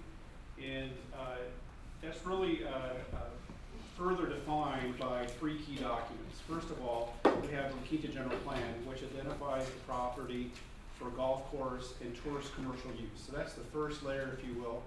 And then, as you'll recall, in 2003, and then further defined in 2009, there's the Silver Rock Resort Master Plan, and that's that illustration that you've seen probably many times in the past with the colors that identified potential hotel spaces. It was very illustrative in its presentation. Then in 2006, we went through a much more definitive exercise with the Silver Rock Resort Specific Plan, where we defined 8 areas within the boundary of Silver Rock Resort, defined by acreage, and then specific uses and activities within each of those areas. And then that was then further defined by a parcel map that was created around that time as well. So with regards to permitted uses within the Silver Rock Resort area, we obviously have public and private golf courses. We have the existing course and the ancillary uses associated with that, and the plan for potential of a second course and the ancillary uses that would come with that. We have the potential for up to, as defined in the specific plan, up to 1,160 hotel resort residential units within the entire Silver Rock Resort project. We also have, and this is a key, up to a maximum of 160,000 square feet of commercial space that would also allow for restaurants and a real key part of other entertainment amenities that are hopefully going to be integrated into the property. And then the 35-acre passive use type park, which is the property earmarked in the northeast corner of the site next to the Avenue 52 and Jefferson roundabout. Next slide. Just to give you a little bit of further detail with regards to the specific plan, it goes beyond just covering general land use standards. It actually even goes into the detail of describing the quality of development. First, we have the call out for a 4-star or higher quality level for the future hotel guest rooms and other amenities associated with that, the lobby space, the restaurant space, shops, etc. So the idea is for the hotel environment to be at a 4-star level or greater. There's also the call out for a 4-star level or higher quality level for the hotel operations service. So the actual service level then again is identified and defined in the specific plan. The plan goes on to identify even specifications regarding restaurants, the pools, the spas, all of those, even landscaping is identified, all of those key items that you would think of in a kind of a tourist resort environment is clearly defined in the specific plan. It even goes on to even define furnishings and materials that would be utilized within the guest rooms. So I know a lot of times we're very general in our specific plans. This is a very specific plan. So it's very helpful and definitive, and there's a lot of information. We provided a copy again for you as an attachment to your report for your consideration, but just wanted to give you a snapshot with regards to how detailed our specific plan is in defining the future development of Silver Rock. Next, Amy. We took a look at the trends that were presented in October 2011 and built on those. Basically, the information that we found reinforced those trends that were discovered in 2011. Starting with resort and hotels, we know that the baby boomers are retiring, and as that occurs, generations X and Y are moving into the business and family travel segment. That being said, with the recession, some baby boomers are finding it necessary to work longer years, and it is impacting their travel time and their travel dollars. There is a continued increase in demand for travel with multiple generations of family where they travel together. They're doing that either because society has become more mobile, and so they use vacation time to gather together in a reunion, or they're also having celebration trips where they get together for an anniversary or a birthday. Regardless of the reason, with the multi-generational travel trend, people are looking for rooms that are grouped together, suites that have multiple rooms that will accommodate families that are traveling. And as with almost everything else, travel experiences are being shared on sites like Facebook and Twitter. People are expressing their identity through stories about their travels, and their stories become more compelling when experiences are interesting and unique. In turn, there's an increase in people that actually book their travel based on what they're seeing online. When they see their friends posting a compelling story, they want to go out and either have a similar experience or try to one-up them. And finally, as people seek to be more healthful in their day-to-day lives, they want to stay active and find wellness and fitness-focused amenities when they travel. Moving on to the next slide. In golf, the golf industry is looking for some succession planning. They are trying to attract a younger demographic, and the challenge that they face is that younger people wish to spend more time with their families. So as a result, parents are being encouraged to include their children and make golf a family activity. Again, golf has seen a hard hit with the recession, and while they have been rather stagnant in the last few years, they are optimistic for growth, cautiously of course, but optimistic nonetheless. And on the retail end, consumers are, again, they're looking at competitive pricing online, so they're not really visiting brick and mortar stores. They're looking for compelling reasons to go and visit retail establishments, and retailers and developers are answering this call by creating spaces with multiple entertainment options and opportunities for unique social experiences in order to attract shoppers. So we have a few steps remaining in front of us. It's been a long effort getting us to this point, but we still have some additional work to do. And as was mentioned earlier, we have identified the next meeting of April 16th of City Council for you to focus on the selection of a developer. We have 3 developers that are continue to be interested that will be giving all of that information to you for your next meeting, that being the Beverly Park Group, Discovery Land Company, and Meriwether. So those 3 groups are still interested, and again will be brought forward for your consideration on the 16th. Looking even further ahead, you'll be hearing from Tim with regards to the canal alignment, and we have a study session tentatively scheduled for May 7th, followed up by May 21st an action item for your consideration for the actual alignment and moving forward with that project. So with that, that would conclude our study session report to you, and we're here happy to answer any questions you might have. Christie, I do. you'll go first this time. Okay, thank you. Okay, on the public use parcels, Kathy, were purchased with tax exempt bonds, right? That is correct. Okay, so is there any, I'll use this mushing, shall we say, of these parcels? In other words, I know that 300 and something acres have to be, what is that for the public use? 200, whatever it was, has to be used for public use. Does it have to be in No. those locations? No, We you can could, push those if you around wanted and- to relocate those, I mean, those were based upon the parcel map, but it's really based upon a formula of the amount of taxable Right. and other funds versus the tax exempt, and it's proportionate. Okay, so as long as the bottom line comes out, otherwise we're okay. So we're Correct. not actually married to that configuration. That's correct. Necessarily. Okay, I was just having a conversation with Andy Bosler a little bit ago about the second golf course, and I think one of the things we have to look at that I hadn't really thought about too much is how many keys fill one golf course? In other words, how many rooms? So if we're looking at 1,100 rooms or something, is that realistic to say that an 18-hole course is gonna be good enough for that, or is that, in other words, I'm just trying Right. to Yeah. align our thoughts on that. Yeah. Does anybody have an answer? Andy Basically, does.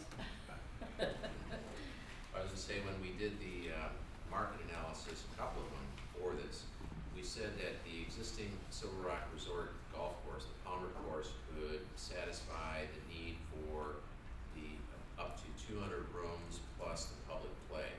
If we went beyond the 200 rooms, based upon that analysis, then we would need the second golf course.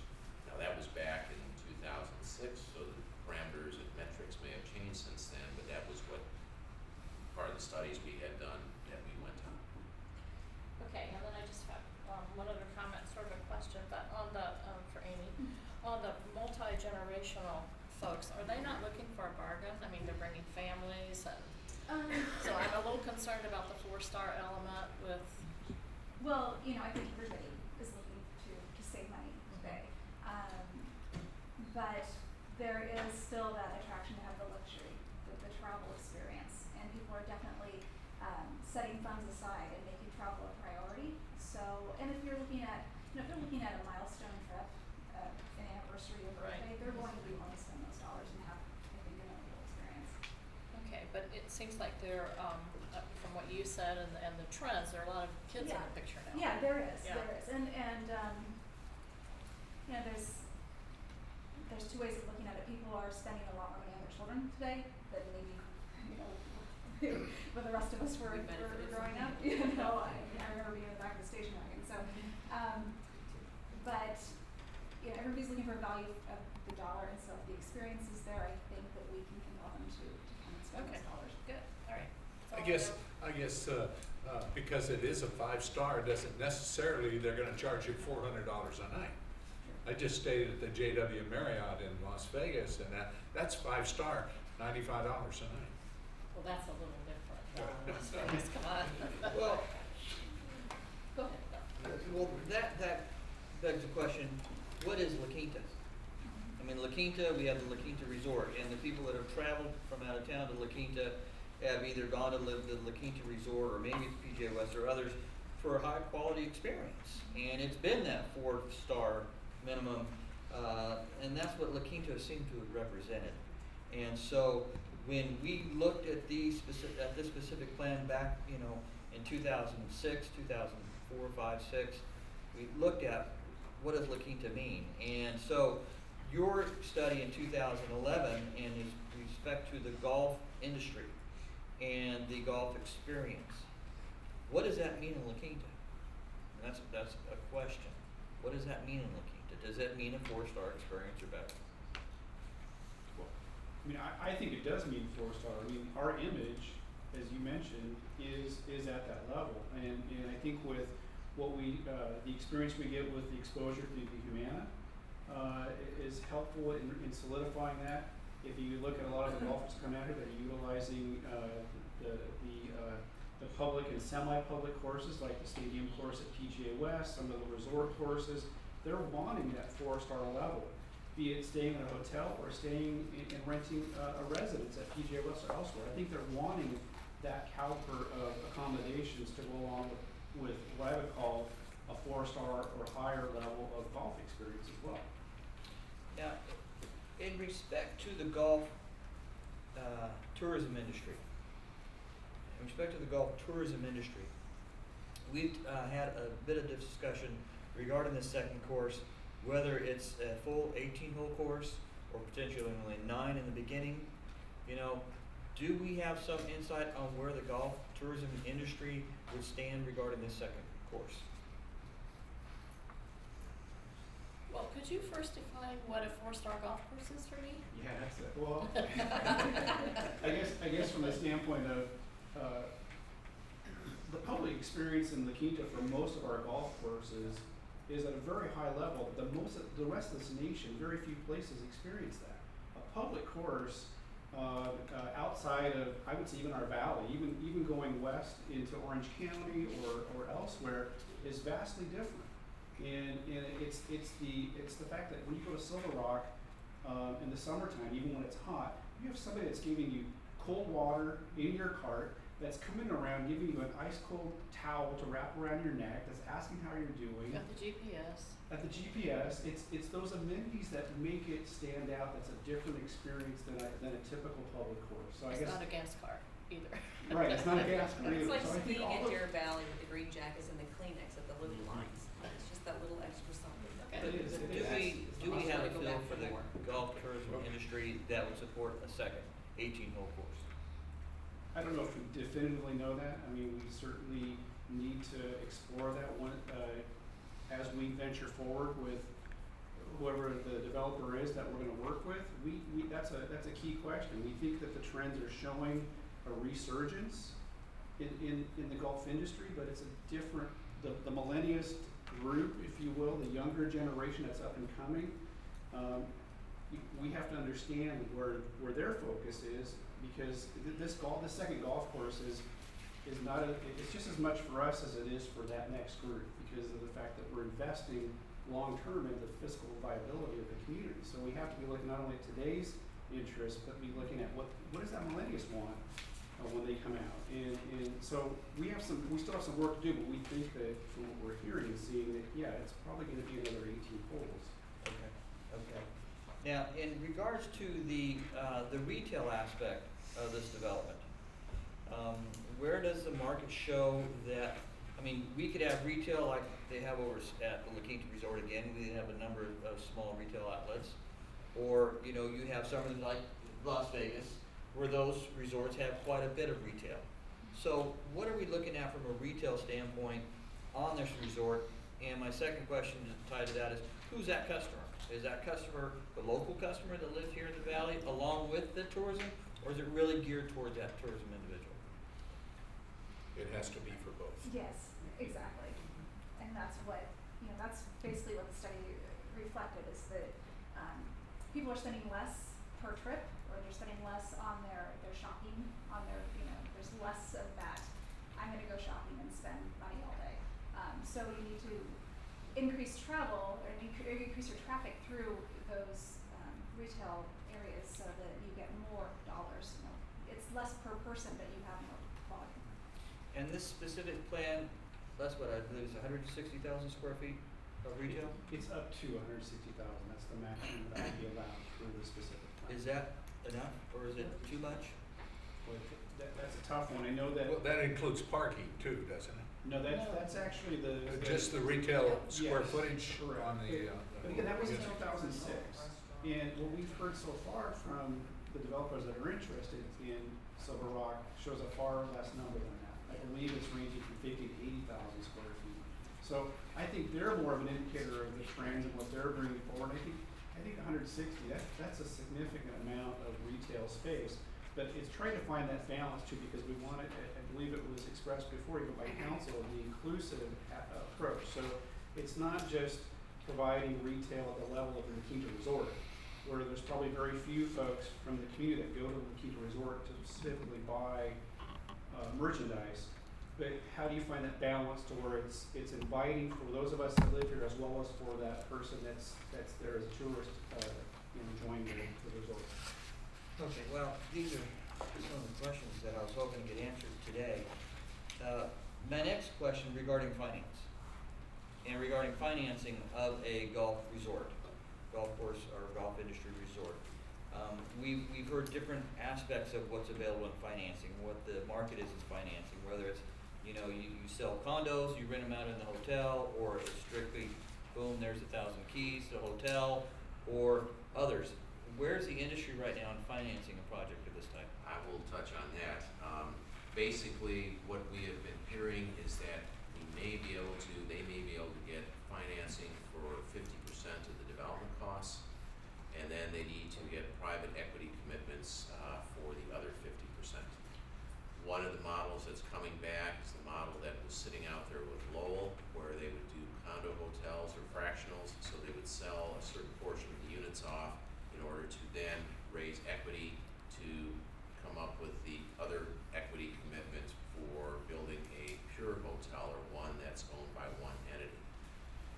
Unfortunately, in the market today, while we hear from a variety of folks that financing is coming back, it's not tried and true like it was in 2005 through 2007 when we were in this position with Lowell Enterprises.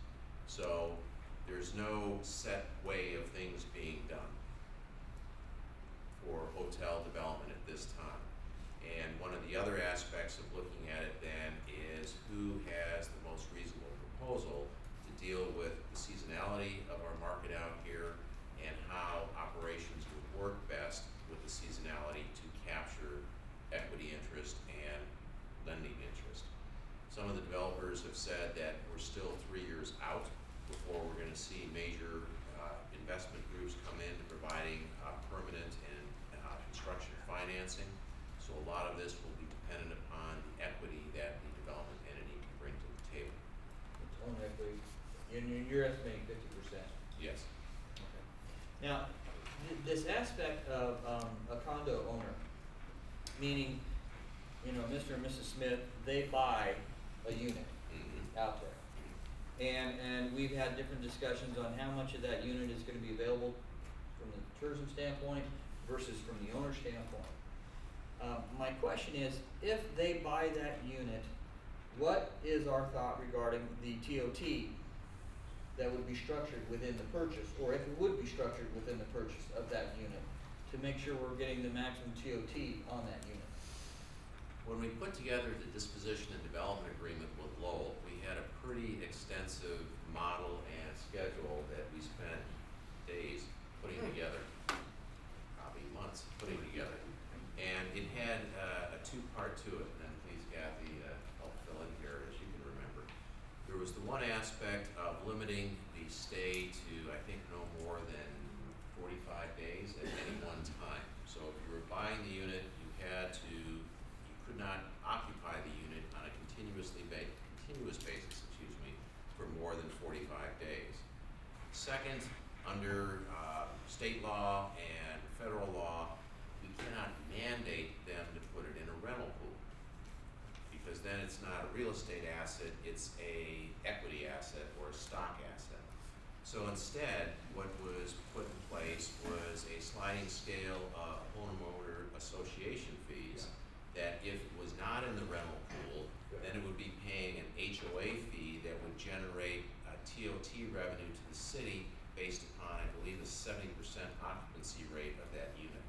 As we said, the average occupancy on an annual basis in the best of time here in the valley is about 70 to 80%. 70% is considered good. And so we had an HOA fee structure that had an escalator in it that basically said that your HOA fees would cover that 70% contribution of TOT revenue that the city would get. And it's essentially a TOT in lieu. Right. Because Yes. it's applicable to today? Yes, Sure. we have it at Puerto Azul, right? And And, Legacy Village. Is that was that part of Eden Rock too? Yes. Yes. Then we adjusted Eden Rock, based upon the fact that we went from having it in that vein to instead having it, as part of a resale, fee. Okay. Yeah, I think it was, from day one, and Terry was here with me and John, and that when we purchased Silver Rock, for two reasons. Number one, provide affordable golf for our citizens, and number two, to provide future income to the city. And that everything that was built there had to provide some sort of income coming back into the city. It was an investment for us, for the future of the city of La Quinta. That's for sure, and that's what we're talking about here, you know, the TOT on this property. I just wanna make sure if the new if the new manner of financing this is still gonna provide that same manner of revenue. And because, you know, from what I'm hearing, you know, somebody isn't gonna build a large Hyatt again, you know, or as Morella again. And so with the new world and the financing of this type of industry, what do we expect to have? But my next question is a matter from a development standpoint. We've looked at plus or minus about 3 different areas on that map for hotel development. And we tossed around the idea over the last 10 years of, do we just have one group build everything? Do we have 1 or 2 potentially? You know, what are your thoughts on either having one group do everything on that property from a development standpoint versus more than one? Well, you're asking a loaded question here. Well, these are questions I had for this meeting. Good. I mean, this is what I need anyway to. Basically, the situation we had with Lowell before is that they had, let me stand up and walk here for a second. Our disposition and development agreement with Lowell covered these parcels here and not this parcel here. They had an option to develop this parcel if they were successful with everything else. And their program was to roll from here to here to here to the retail, and then more exclusive units down here, and then finally, if all that came out of the ground successfully and we were all happy, they were gonna go move into that location there. We have had a lot of discussions, since the DDA was approved in December of 2006 about the merits of going with one development entity versus going with a variety of development entities. And the thing about it, and I'm speaking for myself here, is that the market's gonna change. The one thing that is guaranteed is that there's no absolute certainty of what we start off with and what our plans are gonna be what it is when it's finally developed. It just doesn't work that way when we're dealing with real estate development. Trends change, markets change, and the like. So one of the aspects that we're trying to point out here is we have a specific plan that governs what occurs there. Changes to that specific plan is decided by this and future city council members in response to what the community is looking for. And so that's the best we can put in place in terms of how development's guided there is the legislative process of that specific plan and the process needed to go through to change it.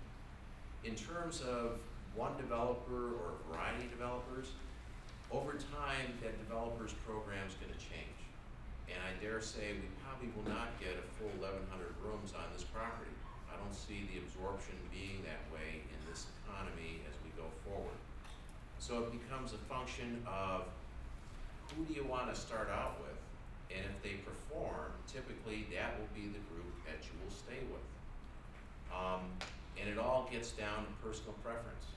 Some people feel comfortable in a situation where they say, okay, we've signed up with this development entity and they're going to be there as long as they're a development entity. Then some people say, don't saddle your horse to any one wagon and come in, get the first piece done, see how well it works, and then we'll make that determination going forward. So unfortunately, there's no right or wrong answer. It really is how personally, it's like reserves, you know, there's no right or wrong answer for how big they should be. It really gets down to what is your gut instinct and your best instinct of what it should be. I want it to be successful. That's why I'm thinking that's it. So, you know, All the rest like that. so I just thought that's our best, you know, options that we would take now to make sure we help it to be as successful as possible, or give it the opportunity to be as successful as possible. Again, from my opinion, the best option to take now is the first development that occurs there is the most critical, because that is going to set the standard for everything to come. The La Quinta Resort was built and opened in 1926, and look at the standard that's set for this community since then. You can't drive around this community and not see something that looks similar to La Quinta Resort. I'm not saying this should look like the La Quinta Resort, but it's set a standard. So really, it's who's going to deliver the standard. And the other aspect that I've been underscoring in my conversations, our conversations with the development community, is who can bring in the flag. We have spent years planning this thing. We don't need to go through any more touchy-feely planning efforts and let's think about this and what type of curtains do you want there. If we can't get a credible flag interested in this property, then we should just stop this effort and focus ourselves on other things until the economy changes. So that to me is another point of discussion, because when I was with RSG, we ran 26 development performance dealing with Lowell. We have looked at a whole variety of TOT revenue devices and sales tax devices and property tax devices. We went through a variety of planning stages. We went through a branding strategy. We had a master planner. We had a specific planner. We had a golf course designer. We did a second routing plan for the other golf course. I know I was there till midnight those nights. Yeah. Or 2 o'clock in the morning. Yeah, we were. And I realize that. I mean, look One, I here. wanna make sure, is the market still the same, or I shouldn't say the market, is the idea consistent then as it is now, to look at in the same manner? And, will it, you know, we can't see the crystal ball, but I mean, is it the same to provide a successful, property here? And so, the idea that we had with Lowe's sound like it would have worked, given, you know, the economy didn't fall, but would that lead us to be more successful still today with the same idea, the same plan? I think the key, Mr. Osborne, is that we look at something that's designed to fit what we're seeing today and what the trends are outlining where the resort industry is going. All right, thank you. Barry?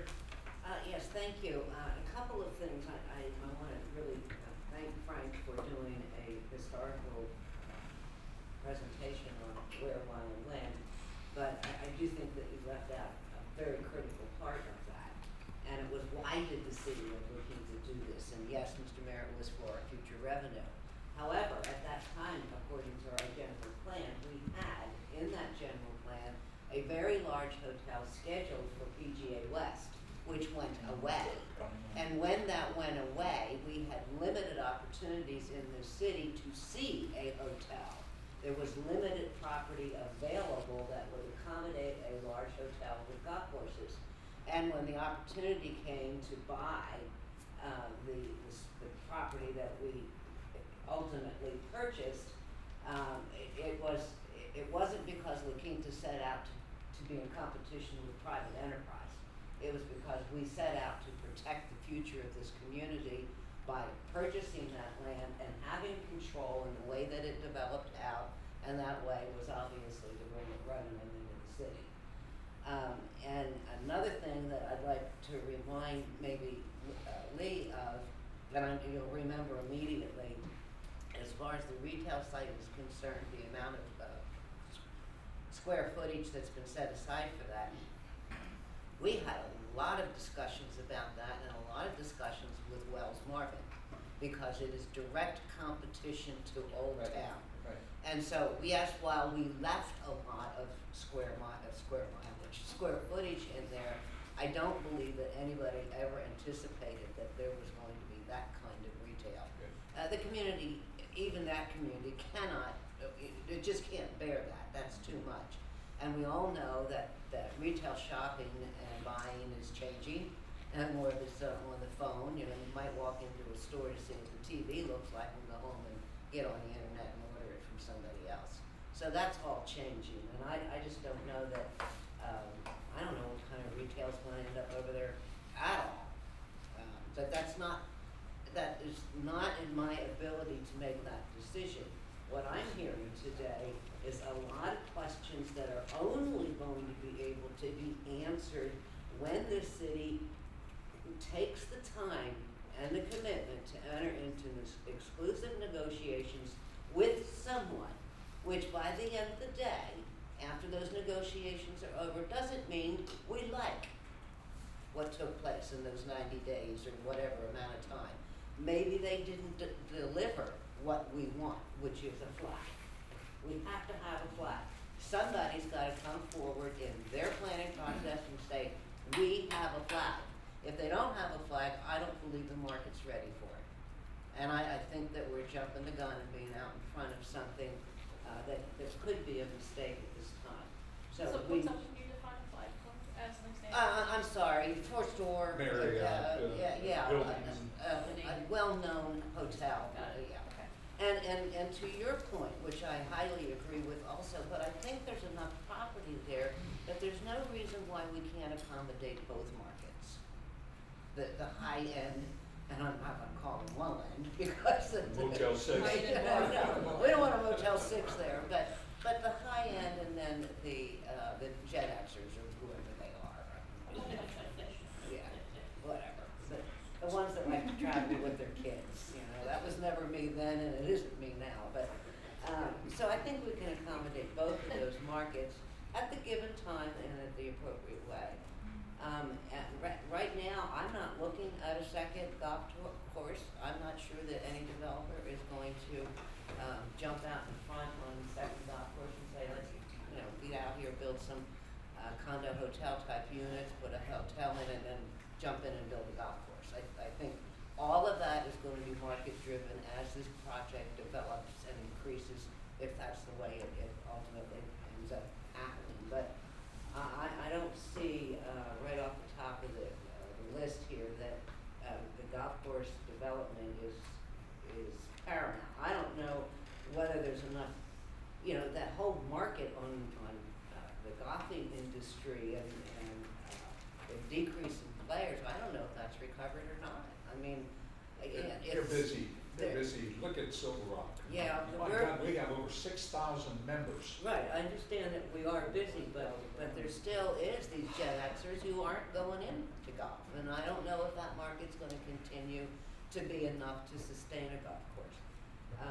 But in the meantime, while we're trying to entertain the 5 stars and the Gen Xers, it may not be with a golf course, but in the future, if that's what they want, the land will be there and it can be developed at that time. So I'd like to see, we're gonna have to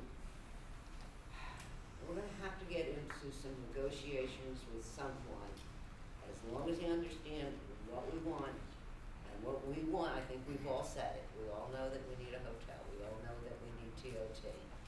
We all know that that property has to be the financial future of this city.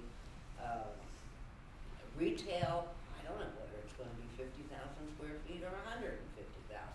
I know if it's 150,000, Wells Martin's gonna come on board.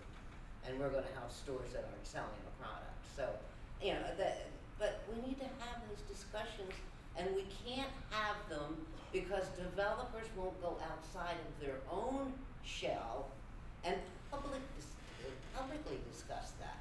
A lot of what they do are privately held discussions. And we're gonna have to just bite the bullet here somewhere and pick one to have that with. Thank you. Linda, you ready to? Some practical questions. The specific plan calls for up to 1,160 rooms/keys. Did we define at that time when that was done, because that was prior to my council term, what those 160 rooms yielded from TOT revenue? And if we did, at a very high end, because that was in the 700 to 1,000. The total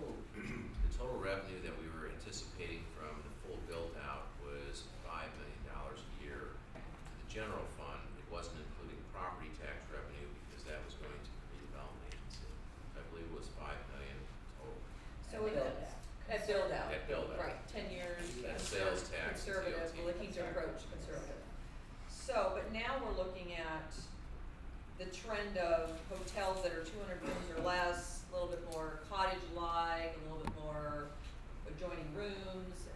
And when we look at that flag, I don't anticipate a flag being a huge hotel. It could be a very much smaller, quaint hotel that still is the flag that makes the draw.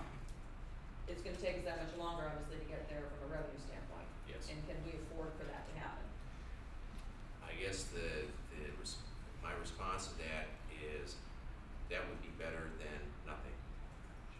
That's always, yeah, that's always better than nothing. Do we have a minimum number of rooms outside the 1160 that the developers are presenting that equates to reasonable revenue that, again, is some percentage of something is better than nothing? I wasn't prepared to say what all their proposals are. I mean, can't you remember. can range, I mean. But I would it's- say they were ranging from anywhere from 100 rooms to 300 rooms. Okay, out of the gate. Yeah. Okay. And Or obviously, 700 the flag piece is critical. I mean, just having that namesake is gonna be the key, plus the financing. I think anything is possible with financing, Lee, right? As a CPA, you know that. We didn't talk about, the nightlife, Amy. We didn't talk about how we lack nightlife as a Coachella Valley, and it seems like as places are being revitalized into that Gen X and Y, it's because there's things and options that are later. One of the things I think our own Desert Sage has done is they're staying open later hours on weekends, and once the grill or the wine cellar, closes, people just walk across the parking lot and continue that party until, they can continue that socialization, and it's still in an old town kind of capacity.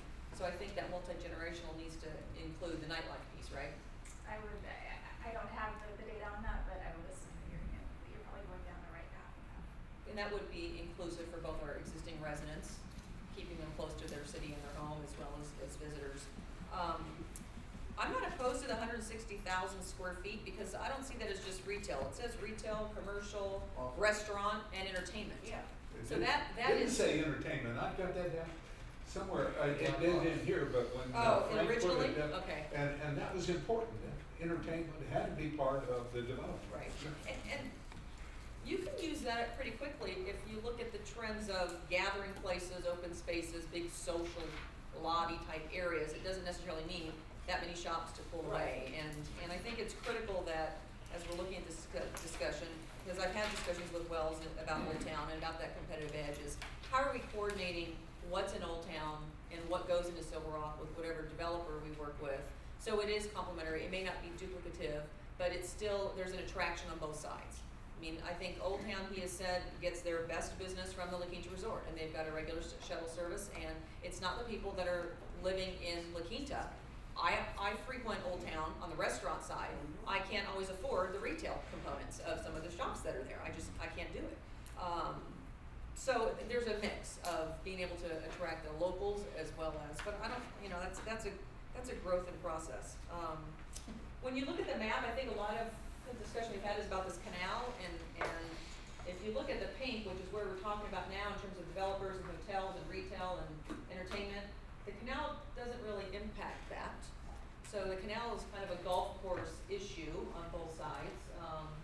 So while that could be a critical factor in terms of what the developers are presenting and how they would like to contribute, I don't think that's obviously a deal breaker. We have to deal with that because it's our problem right now.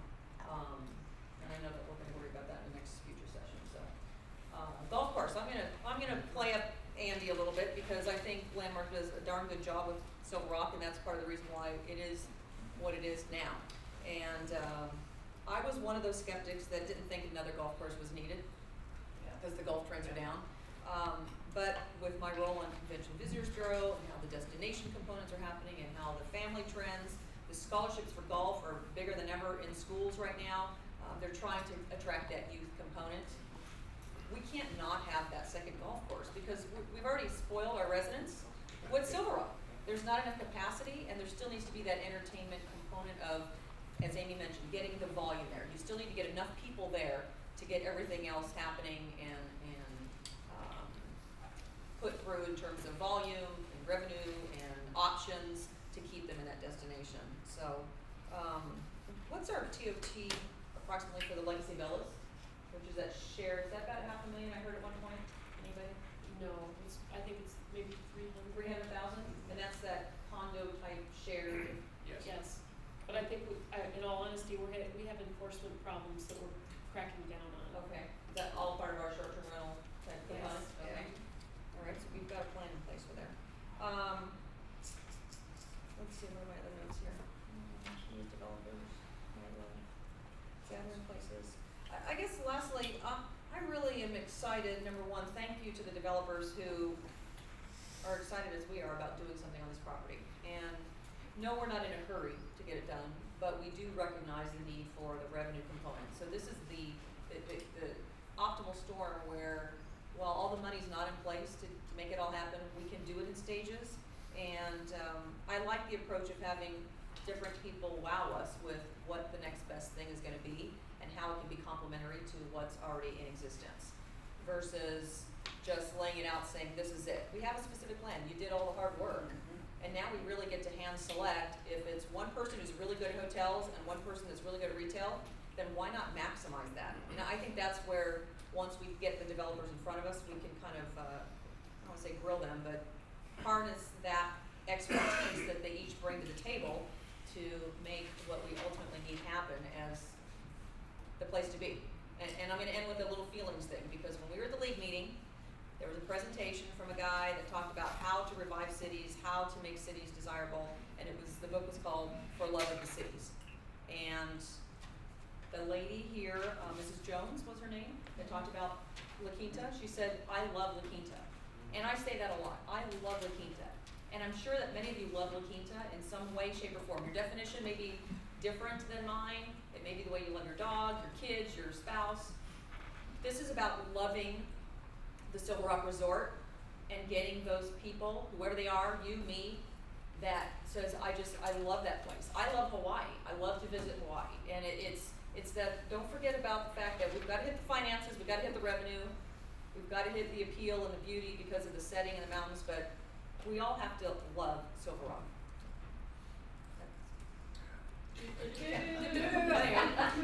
I'm excited about this. This is, I am too. Okay, I'm gonna say it. okay, go ahead. First of all, it's important that we deal with the hotel, and that's gonna bring in the revenue to us in that. But it's not only building that hotel, it's being able to get people to come into that hotel. And once they come into that hotel, we want them to have such a nice time that they're gonna wanna come back. And if you can't do that, you're lost. And how are you gonna get people to come in? There's gotta be incentives, and that's why the second golf course is so important. They can't, the hotel, whoever it happened to be, can't invite people in and say, we'll get you starting times at Silver Rock. Silver Rock is booked up during the season. Summer months, yeah, sure, no problem. But you've gotta be able to convince them that you can have a golf tee time in that. It's our golf course, we can get you a tee time, you can play golf. Also, they come in with their families. What are their families gonna do? You got entertainment centers, you got retail centers, a couple of restaurants, things that the families can do. Again, that's incentives to bring people in to stay at the hotels. And if you can't do that, they're not gonna come back. So it's so important that the whole complex is designed to create an atmosphere that people will enjoy and come in, and not only come in once, but come back because they love it. And you know, we offer the weather and that, but you know, maybe that isn't all that they're interested in. There's so many things that have to be done, and that's why entertainment was one of them. The retail center is another. The golf is another. You're offering a lot of things for the visitors that come into. As I'm reading in the newspaper, I'm seeing Indio's looking at a couple of hotels. We know Palm Springs is doing that. We've been looking at a hotel for how many years? Since 2002, and we still haven't got off the dime yet. And that, so it's important that we come together and find a developer. And as I recall, every one of the developers that we dealt with, the three of them, all agreed that they're financially able to build the whole complex. Am I not correct? Over time, yes. And that, so over time, that they can start, and then some of them are ready to go like day after tomorrow, and that's not feasible, but they want to move on it, and financially they're able. And I've said from day one that whatever they build, they've got to bring in revenue, and number two, that they've got to be financially able to build. Before they stick a shovel in the ground, they've got to be able to provide a performance bond that's going to cover in case they get halfway up and they decide they can't do it and walk away. So it's so important that we move to bring in and work with somebody, whoever it happens to be, and we go forward in that. But as I said, we procrastinated long enough, and it's time to start moving forward. We don't want to take second best again with other cities in that. So with that, I think there was a gentleman that wanted to say something. Oh, thank you. I just wanted to talk about the 160,000 square feet, and I was looking at the planning area 5, and it says it also includes live, work, loft units, and multifamily to expand. It's just not retail. Yeah. In planning area 5. My point on the retail square footage is whatever the square footage that has retail on it, then it has a calculation of revenue source. So if we're gonna have something labeled retail, and we're not gonna be using it for retail, but for entertainment, then we need to have, so that we are calculating in that revenue source. But Way too complicated. Yeah, whatever that envelope, it also, according to what's drawn out here, it has multifamily. Kind of a mixed use is the Yeah. concept of all the activities on the first floor, the living potentially on the second floor, or Yeah. more. Is that all it? And we talk about boutique hotels too, which will be privately owned, but it's still called a hotel, but they'll be privately owned units.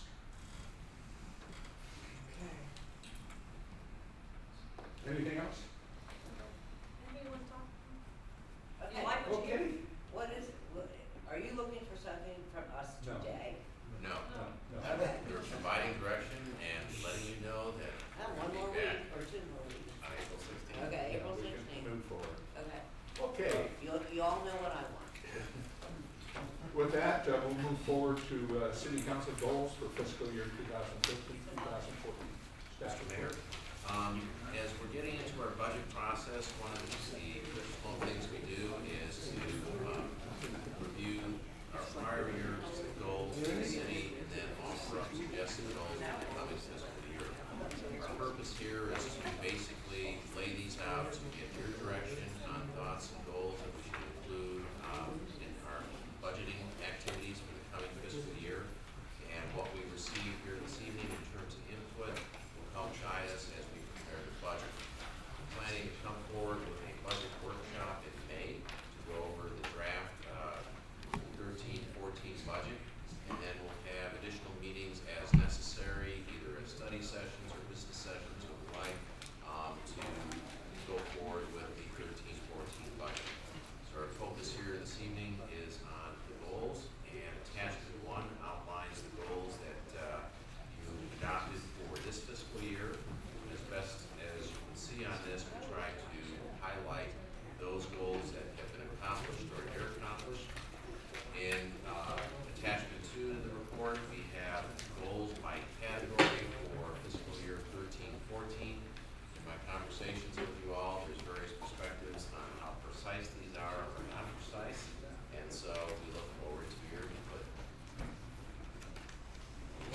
Well, Let's anybody would like to start off? Yeah, Mr. Mayor, I'd like to start off, and I'll try to keep it really short. The goals for 12-13 were, I think, fairly extensive. I mean, that's a lot of goals. And we have, I mean, updated the general plan, now that's been done now, and I think, that took a lot.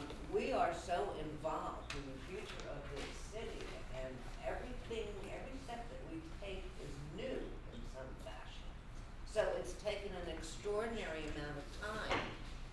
adjust from the way we used to do things to the new things. And I don't know why we have to set new goals. The ones that we have here, we can continue to work on these goals, which is developing this city in the appropriate, proper way and build for our future. And public safety is on here. All of the things that we've talked about tonight, Silver Rock is on here. Frankly, I don't think we need to add a new goal for the new city manager. They're ongoing goals we're working on all the time. Yep. Lee? I do have a new goal. Good. And yes, we need to make public safety number one. Yes, we need a quality of life and these other items you stated. One of the concerns I have is that our city does a phenomenal job in providing amenities for our community. Whether it's at the senior center, whether it's at the sports fields, whether it's at how we support the Boys and Girls Club next to the, or the museum. One of the holes that we have in our service to this community are the teens.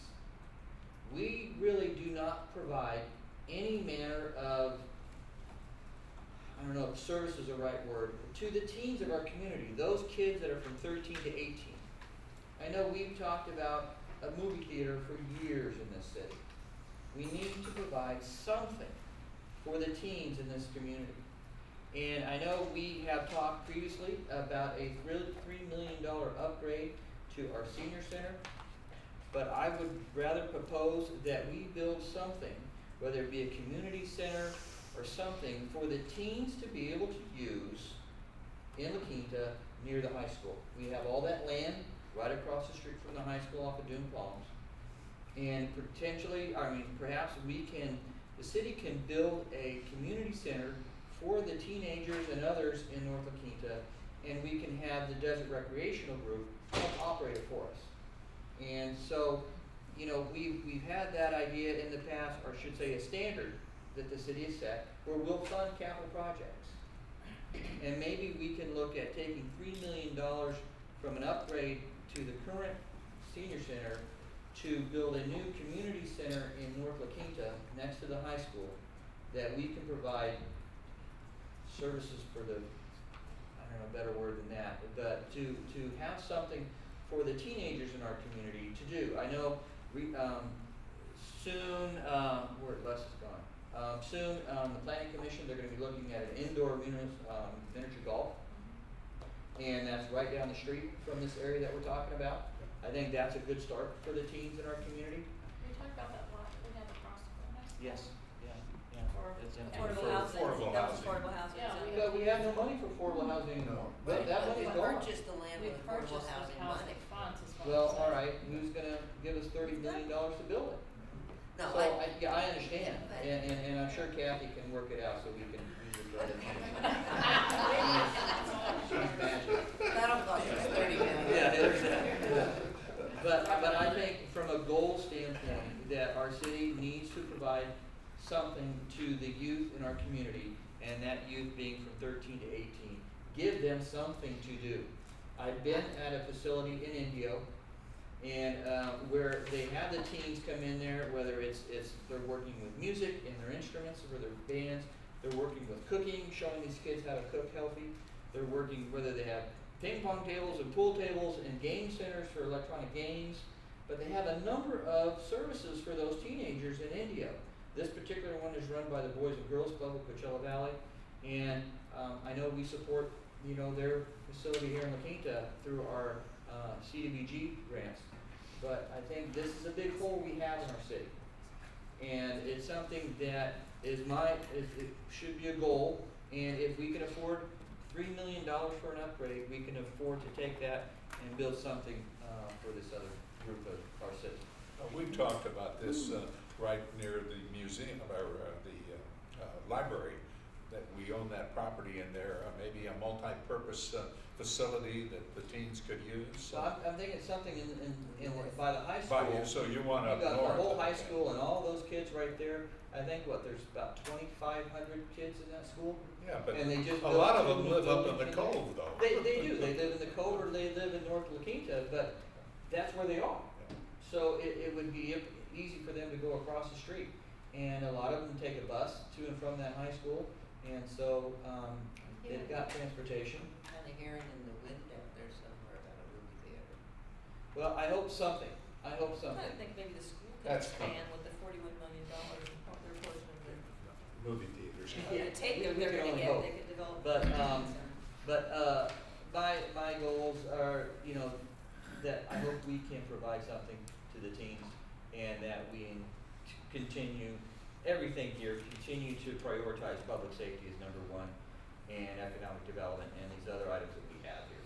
But, I know it's a pretty big item, and a pretty big dollar sign, but I think it's something we could do, and it's something we owe to the Look community. at. We can look at. Yeah. Christie? Yes, I just have one, under economic development. It says enhance the La Quinta brand promise. What is that? We're enhancing it. Can we define it? What is it? Do we know? Okay, it's hard to enhance something that we don't know what it is, right? It's the love.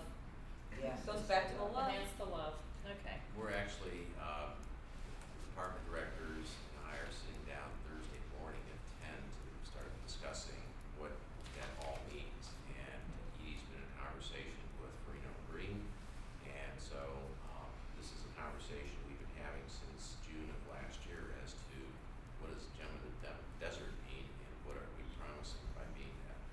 Right. So So you're- I would like to see, instead of enhance the La Quinta brand, first I would like to see define and enhance. But we have to know what it is before we jump on that train, I think. That's all I have. These are good goals. Yeah, my discussion with Frank was a little bit confusing because I felt as though, Well, mainly, I know it's mutual. Our current goals are goals, they're action, they're maintaining fiscal sound, sustainable government, they're providing effective public safety, they're fostering.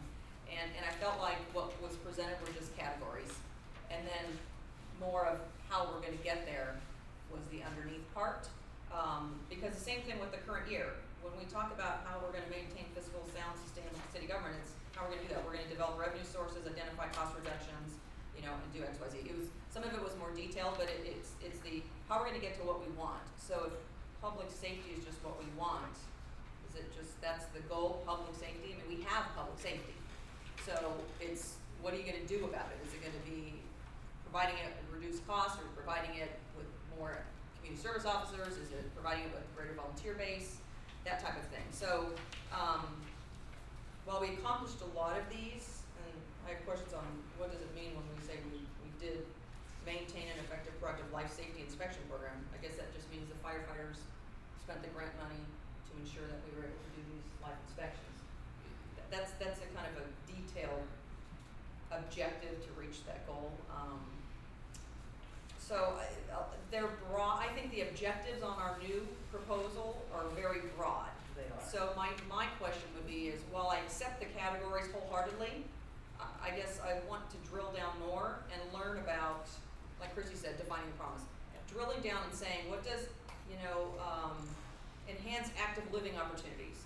Now, the whole senior center discussion was about changing it from a senior center to a multi-generational facility that offers the opportunity for all ages to participate and expand, because lots of different age groups are using that space right now for different classes. And that money was going to be drawn from a multitude of sources, potentially even Humana.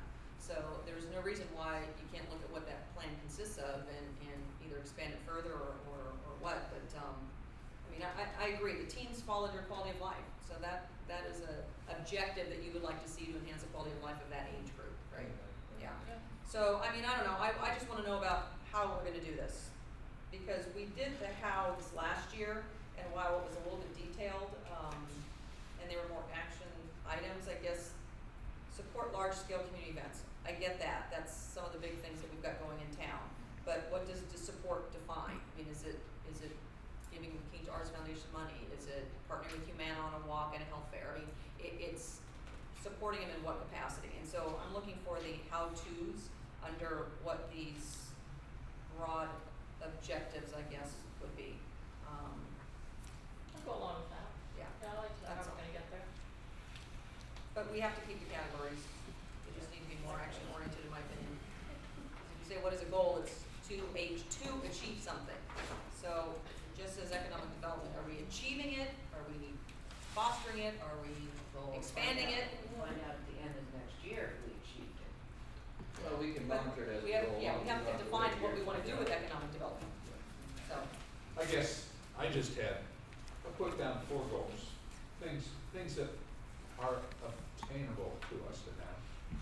Balance our budget without using reserves. Move on Silver Rock.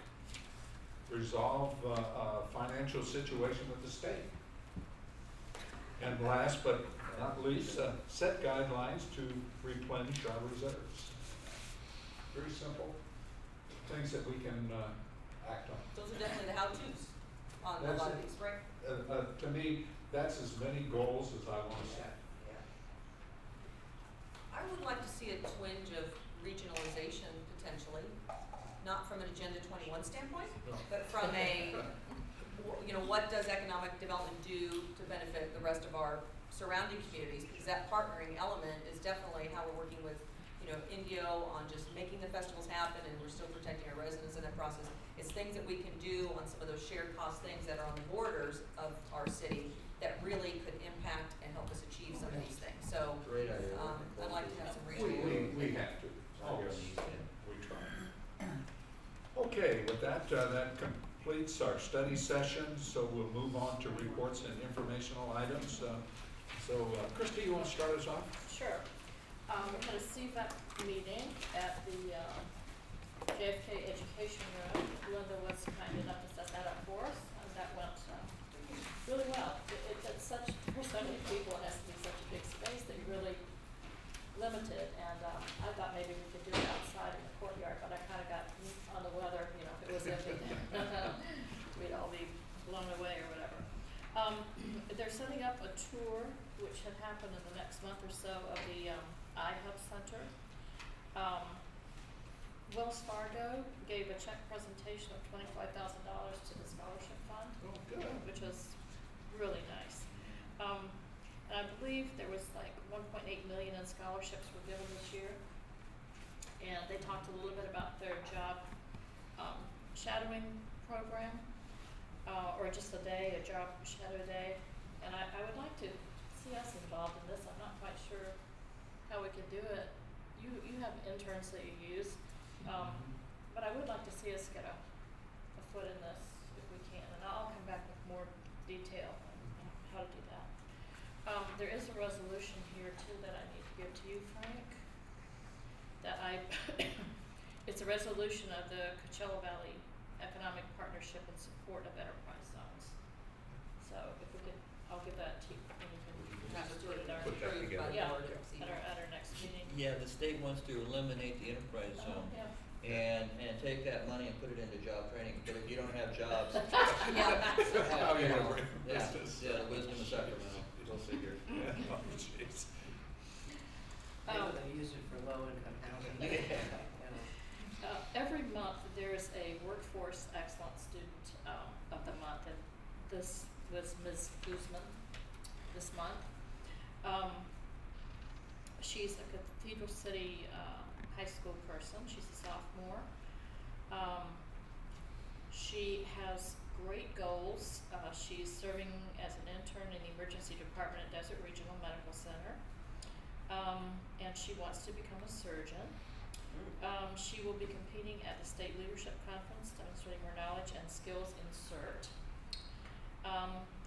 And just an amazing individual. And one of the things about CVAP that just kind of gives me chills is that we provide opportunities for young people like this who may not have the motivation at home or the money to, you know, further their education.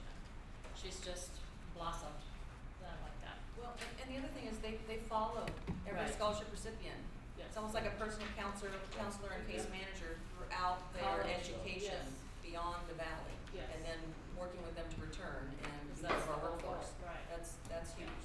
It is It's huge. not just a check. The Jacqueline Cochran Airport, we finally had a meeting with the quorum. And there was a we decided that we would meet quarterly now instead of every other month. They elected me the board chair. Oh, congratulations. Yeah, no, very righteous vice chair. They just talked about a federal grant that has been awarded, and I think that when Colby was here, he talked to you about that when he gave the presentation. It's for a taxiway aid project in the amount of $660,000. So they finally have that, and they're working on construction, phase 1 of that. And basically, that was about it for the airport meeting. It did not last very long. And that's all I have. Okay. Wait. That the Imperial Irrigation, the ECAC board, that their board has decided to use those reserves instead of increasing rates. So we'll see how that goes in the future. That's it. That's it. Terry? Yes, as reported at the last meeting, the recommendation from the Transportation Committee that went on to the Executive Board was approved for the 90-10 split on TDA funds.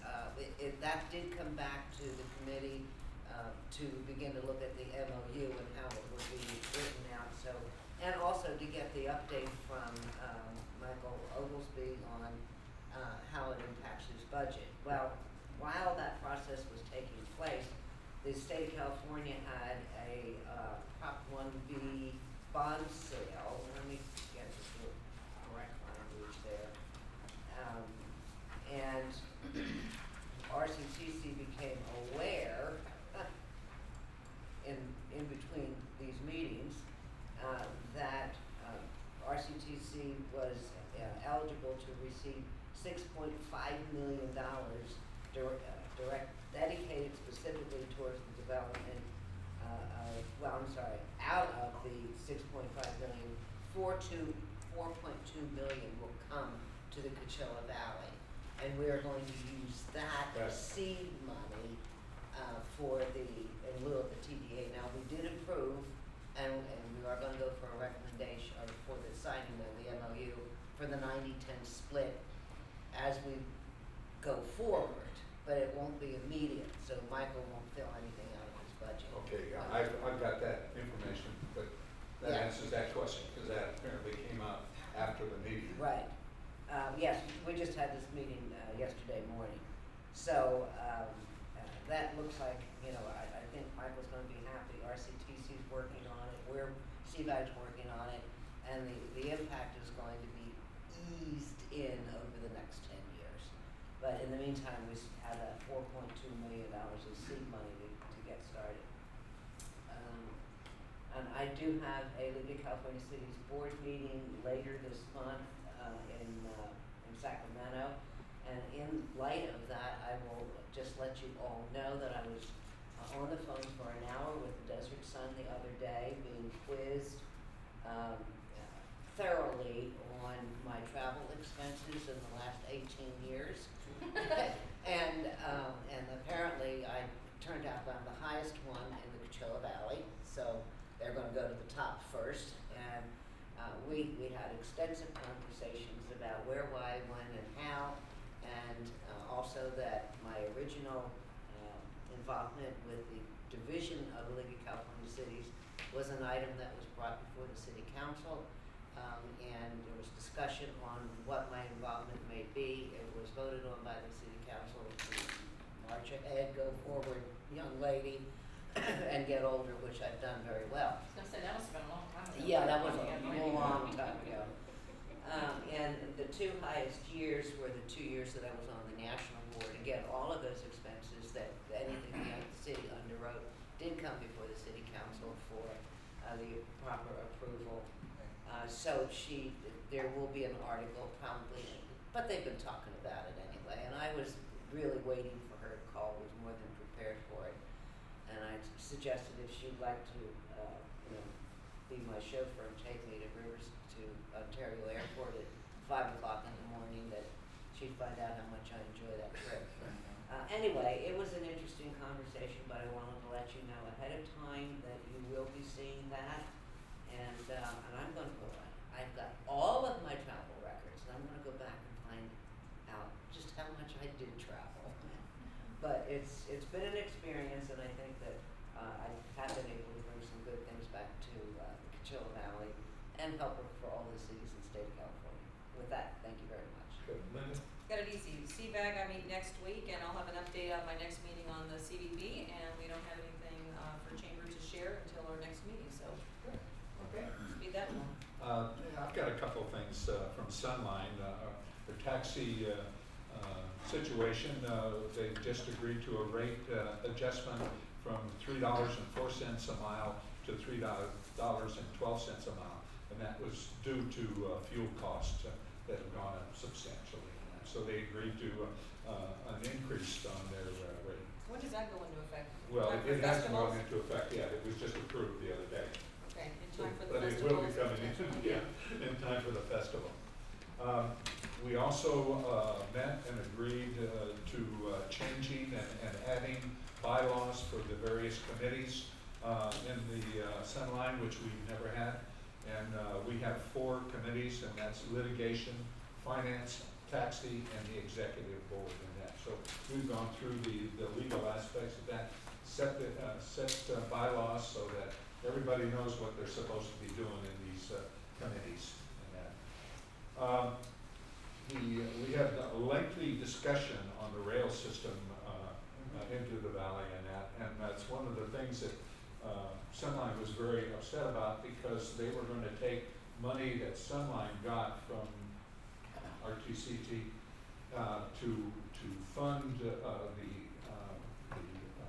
transit agency and giving it to a rail study going into Indio and that. And I think it's inevitable, it's gonna happen somewhere down the line. I guess the problem that we have is when you balance out the ridership in rails versus the ridership in your buses, and that where we deal with 13 to 14,000 riders a day in the valley, and the train will come out once a day, or maybe a couple of hundred if maximum that, and that do we need to take and create a problem with the bus systems where we're going to have to lose certain stops, No, especially I don't think so. in the Eastern. Coachella Yeah. and down in the Mecca area, and then also up in the far end, up in Desert Hot Springs and things like that. And it's a concern, and we're trying to put some up at Shadow Hills where the high school is, and that we have no bus service up there. And but if they cut up 1.2 million from our grants and that, we've got a problem in that. And I know that John Benoit and Greg Pettis are very staunch advocates that we gotta have this in there. But, and I don't object to it, it's just a matter of, is it gonna take away from the citizens of the Coachella Valley? Are they gonna get hurt by doing this? So we've got some issues that we need to deal with. Well, but if I could, Sure. you know, those are all things that also concern us. What we were trying to do, or what the essence was here, was to get a formula established, knowing, because the Eastern, their split's 2278 or something like that, for rail and transit. And it's a legal use of the TDA fund, so, and it wasn't that we were going to take that away. It would be the executive board of CVAG and the executive board of Sunline Well, that's would the come to issue an we deal with. agreement. In the meantime, we've come up with this 4.2 million that we'll use as seed money to begin the studies, to get this, see how far we can get. But the formula has been established now. And going forward, when we get our studies done and all of the numbers and get UP on board, there'll be time for that split, that percentage split to take place. But Michael will have years to build into it. Yes, he's got a chance to do it. Okay, the last item, and I have to be thankful for Britannia. I'll read this to you. American Cab sued Sunline in federal court alleging that we were involved in a conspiracy to violate the federal antitrust laws by establishing a taxi regulatory structure that reduce taxi ridership in order to increase bus ridership. The hearing on our motion for summary judgment was held on morning of Federal District Court in LA. In the lengthy 7-page decision, the court fully agreed with our position that Sunline's regulation of taxi was indeed immune from the Sherman Act regulation. The court thus rendered a judgment against American Cab, terminating this litigation. This is a significant win for Sunline as it preserves Sunline's discretion to regulate taxi as it has, and it saves Sunline between $50,000 and $100,000 per year. It says, otherwise it had to spend attorney fees and expert fees and that. So my thanks to Jeff Goldfarb of Rattan and Tucker for doing an outstanding job protecting Sunline in that. I'll pass it along. And this came from Barb. Just Barb. That's what he calls himself, Barb. The bad news is you get to keep the taxis. Yeah, well, we've been trying to give it away, but nobody wants it. That's the problem. We would love to give it to somebody and let them run it, but when I look at it, and we've talked about CVAG running it. Nobody wants it. Nobody wants it, but who best has the ability to handle the cab system other than a transit agency? So as much as we don't care for it, we're stuck with it. Anyways, that was all I had. So we'll move on to department report. City Manager? The only thing I would add is that on Thursday, City Hall will open at 9:30 in the morning versus at 7:30. We're having a full staff meeting to kick off the next phase of what we're doing with our business process mapping and things of that nature. So we've issued press releases, we have doors posted, and we hope it won't be a major inconvenience to the public. I do have one question on one of the reports that was submitted, and that's on the report on curfews. There was and I'm glad Matt are here, there was a request from a juvenile citizen requesting that a new curfew time be established from 11 p.m. to 6 a.m. on Fridays and Saturdays. Our current code says it should be 10 to 6, unless accompanied by a parent or guardian. It looks like Palm Desert is midnight to 6, Indio is 10 to 5, and 11 to 5 on Fridays and Saturdays, 17 and over. I guess I'd like your opinion on our current process, which is 10 to 6, and should we consider going 11 to 6? Not to. 5 o'clock. 6 o'clock. People are already out walking at Yeah, but 5 o'clock. those that are concerned about the curfew, I haven't seen a youth up at 6 o'clock. They wanna stay up late, but they don't wanna be up early.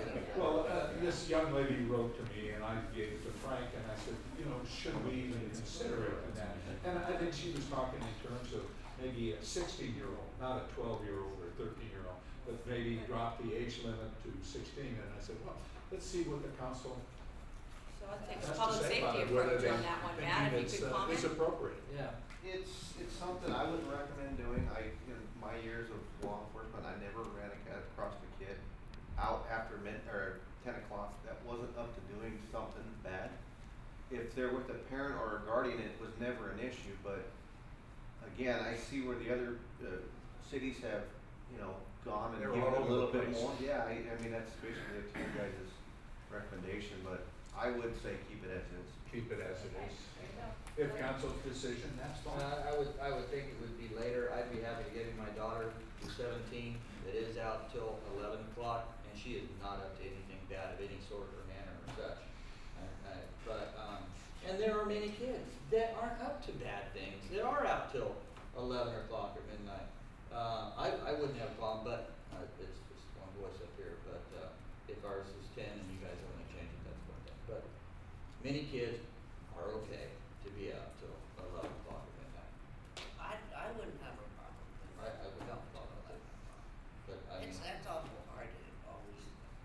because those that are already trouble, I know they're trouble. When we get there when we get our you know. movie theater, they might have to be Yeah, out there you until go. 11. I mean, address it they're at out that till time then. I 2 say o'clock, we- 3 o'clock in the morning, but, Well, okay, what's a consensus? I say no change for now.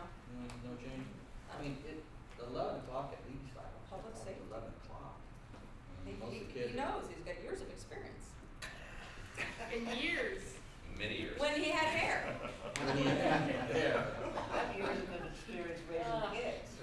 Well, I was never allowed past raised 10 five because my mom of didn't them. want to stay up to wait for me to get home, so that was Usually weird. okay. Well, I don't know.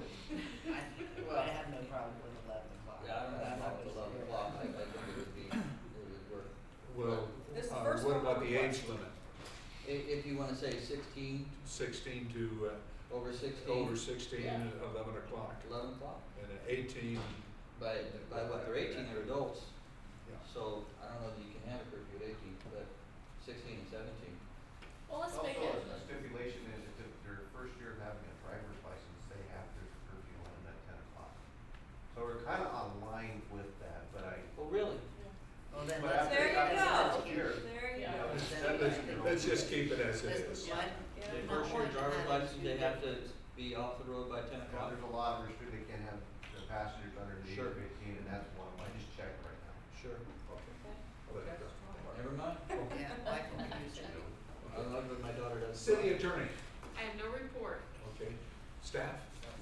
Nothing? Okay. We'll move on to mayor and council members' items.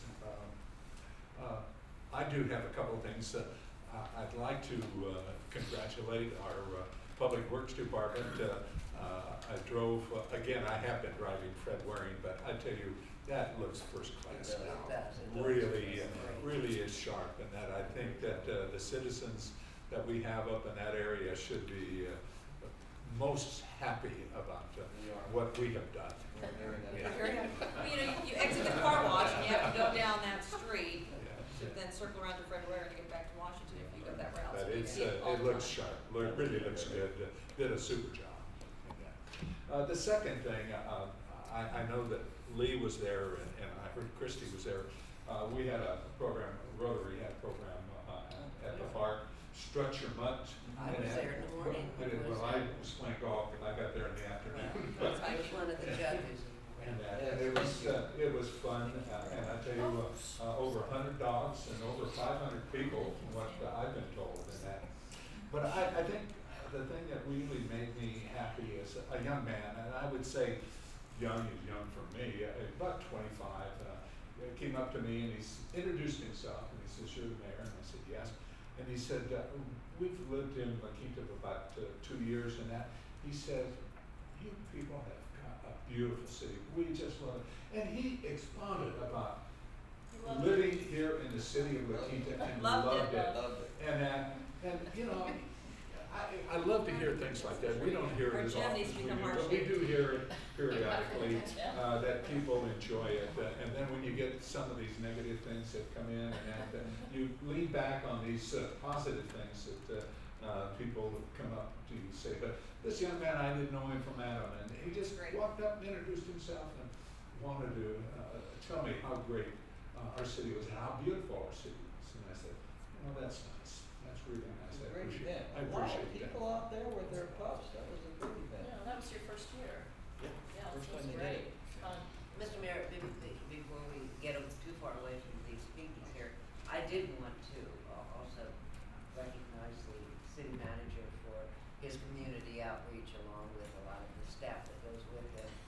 I think it's well worth the effort, and Yes. I think we're educating a lot of people and bringing them kind of into the complexity of city government. It's not as easy as ABC. But it's engaging them as Yes. well, and getting that input, Right. and getting the feedback, Yes. and listening to their suggestions, and making those changes and tweaks to, I think it's come on, everybody, great. so that they what? Love Love La Quinta, exactly, we're on board. Love it, 2 hours. That four-letter word, that's all we have, so I'll. No, I have Oh, I'm sorry.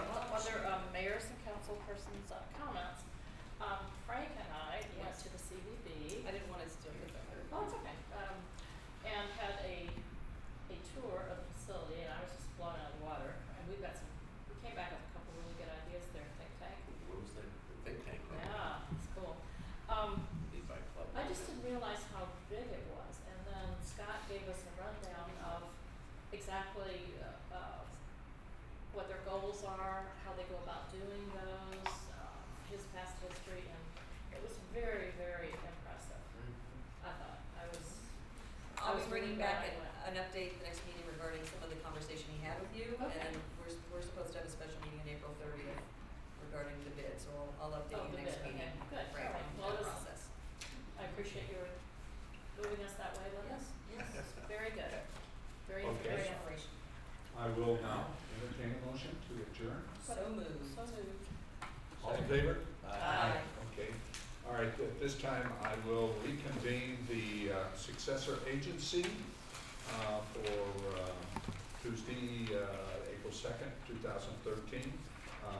Public comment, anybody Yeah, wishing to Mr. speak Mayor, on it? before you go to public comment, I need to make the announcement from our closed session. Oh, It's been a long okay. time ago, Oh, but all right, I okay. announced it for the city council, I but I need forgot. to announce it for the successor agency. During the closed session for the successor agency, the board took the following action. There was a motion to authorize Rutan and Tucker to file litigation against the state of California Department of Finance and state controller relating to the Department of Finance March 28, 2013 determination requiring the city to turn over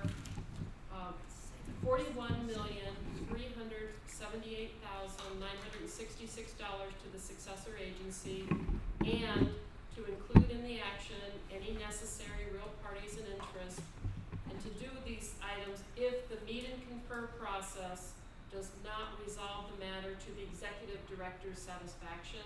The motion was made by Board Member Henderson, it was seconded by Board Member Osborne, and it was carried unanimously. Okay, good. Thank you, Kathy.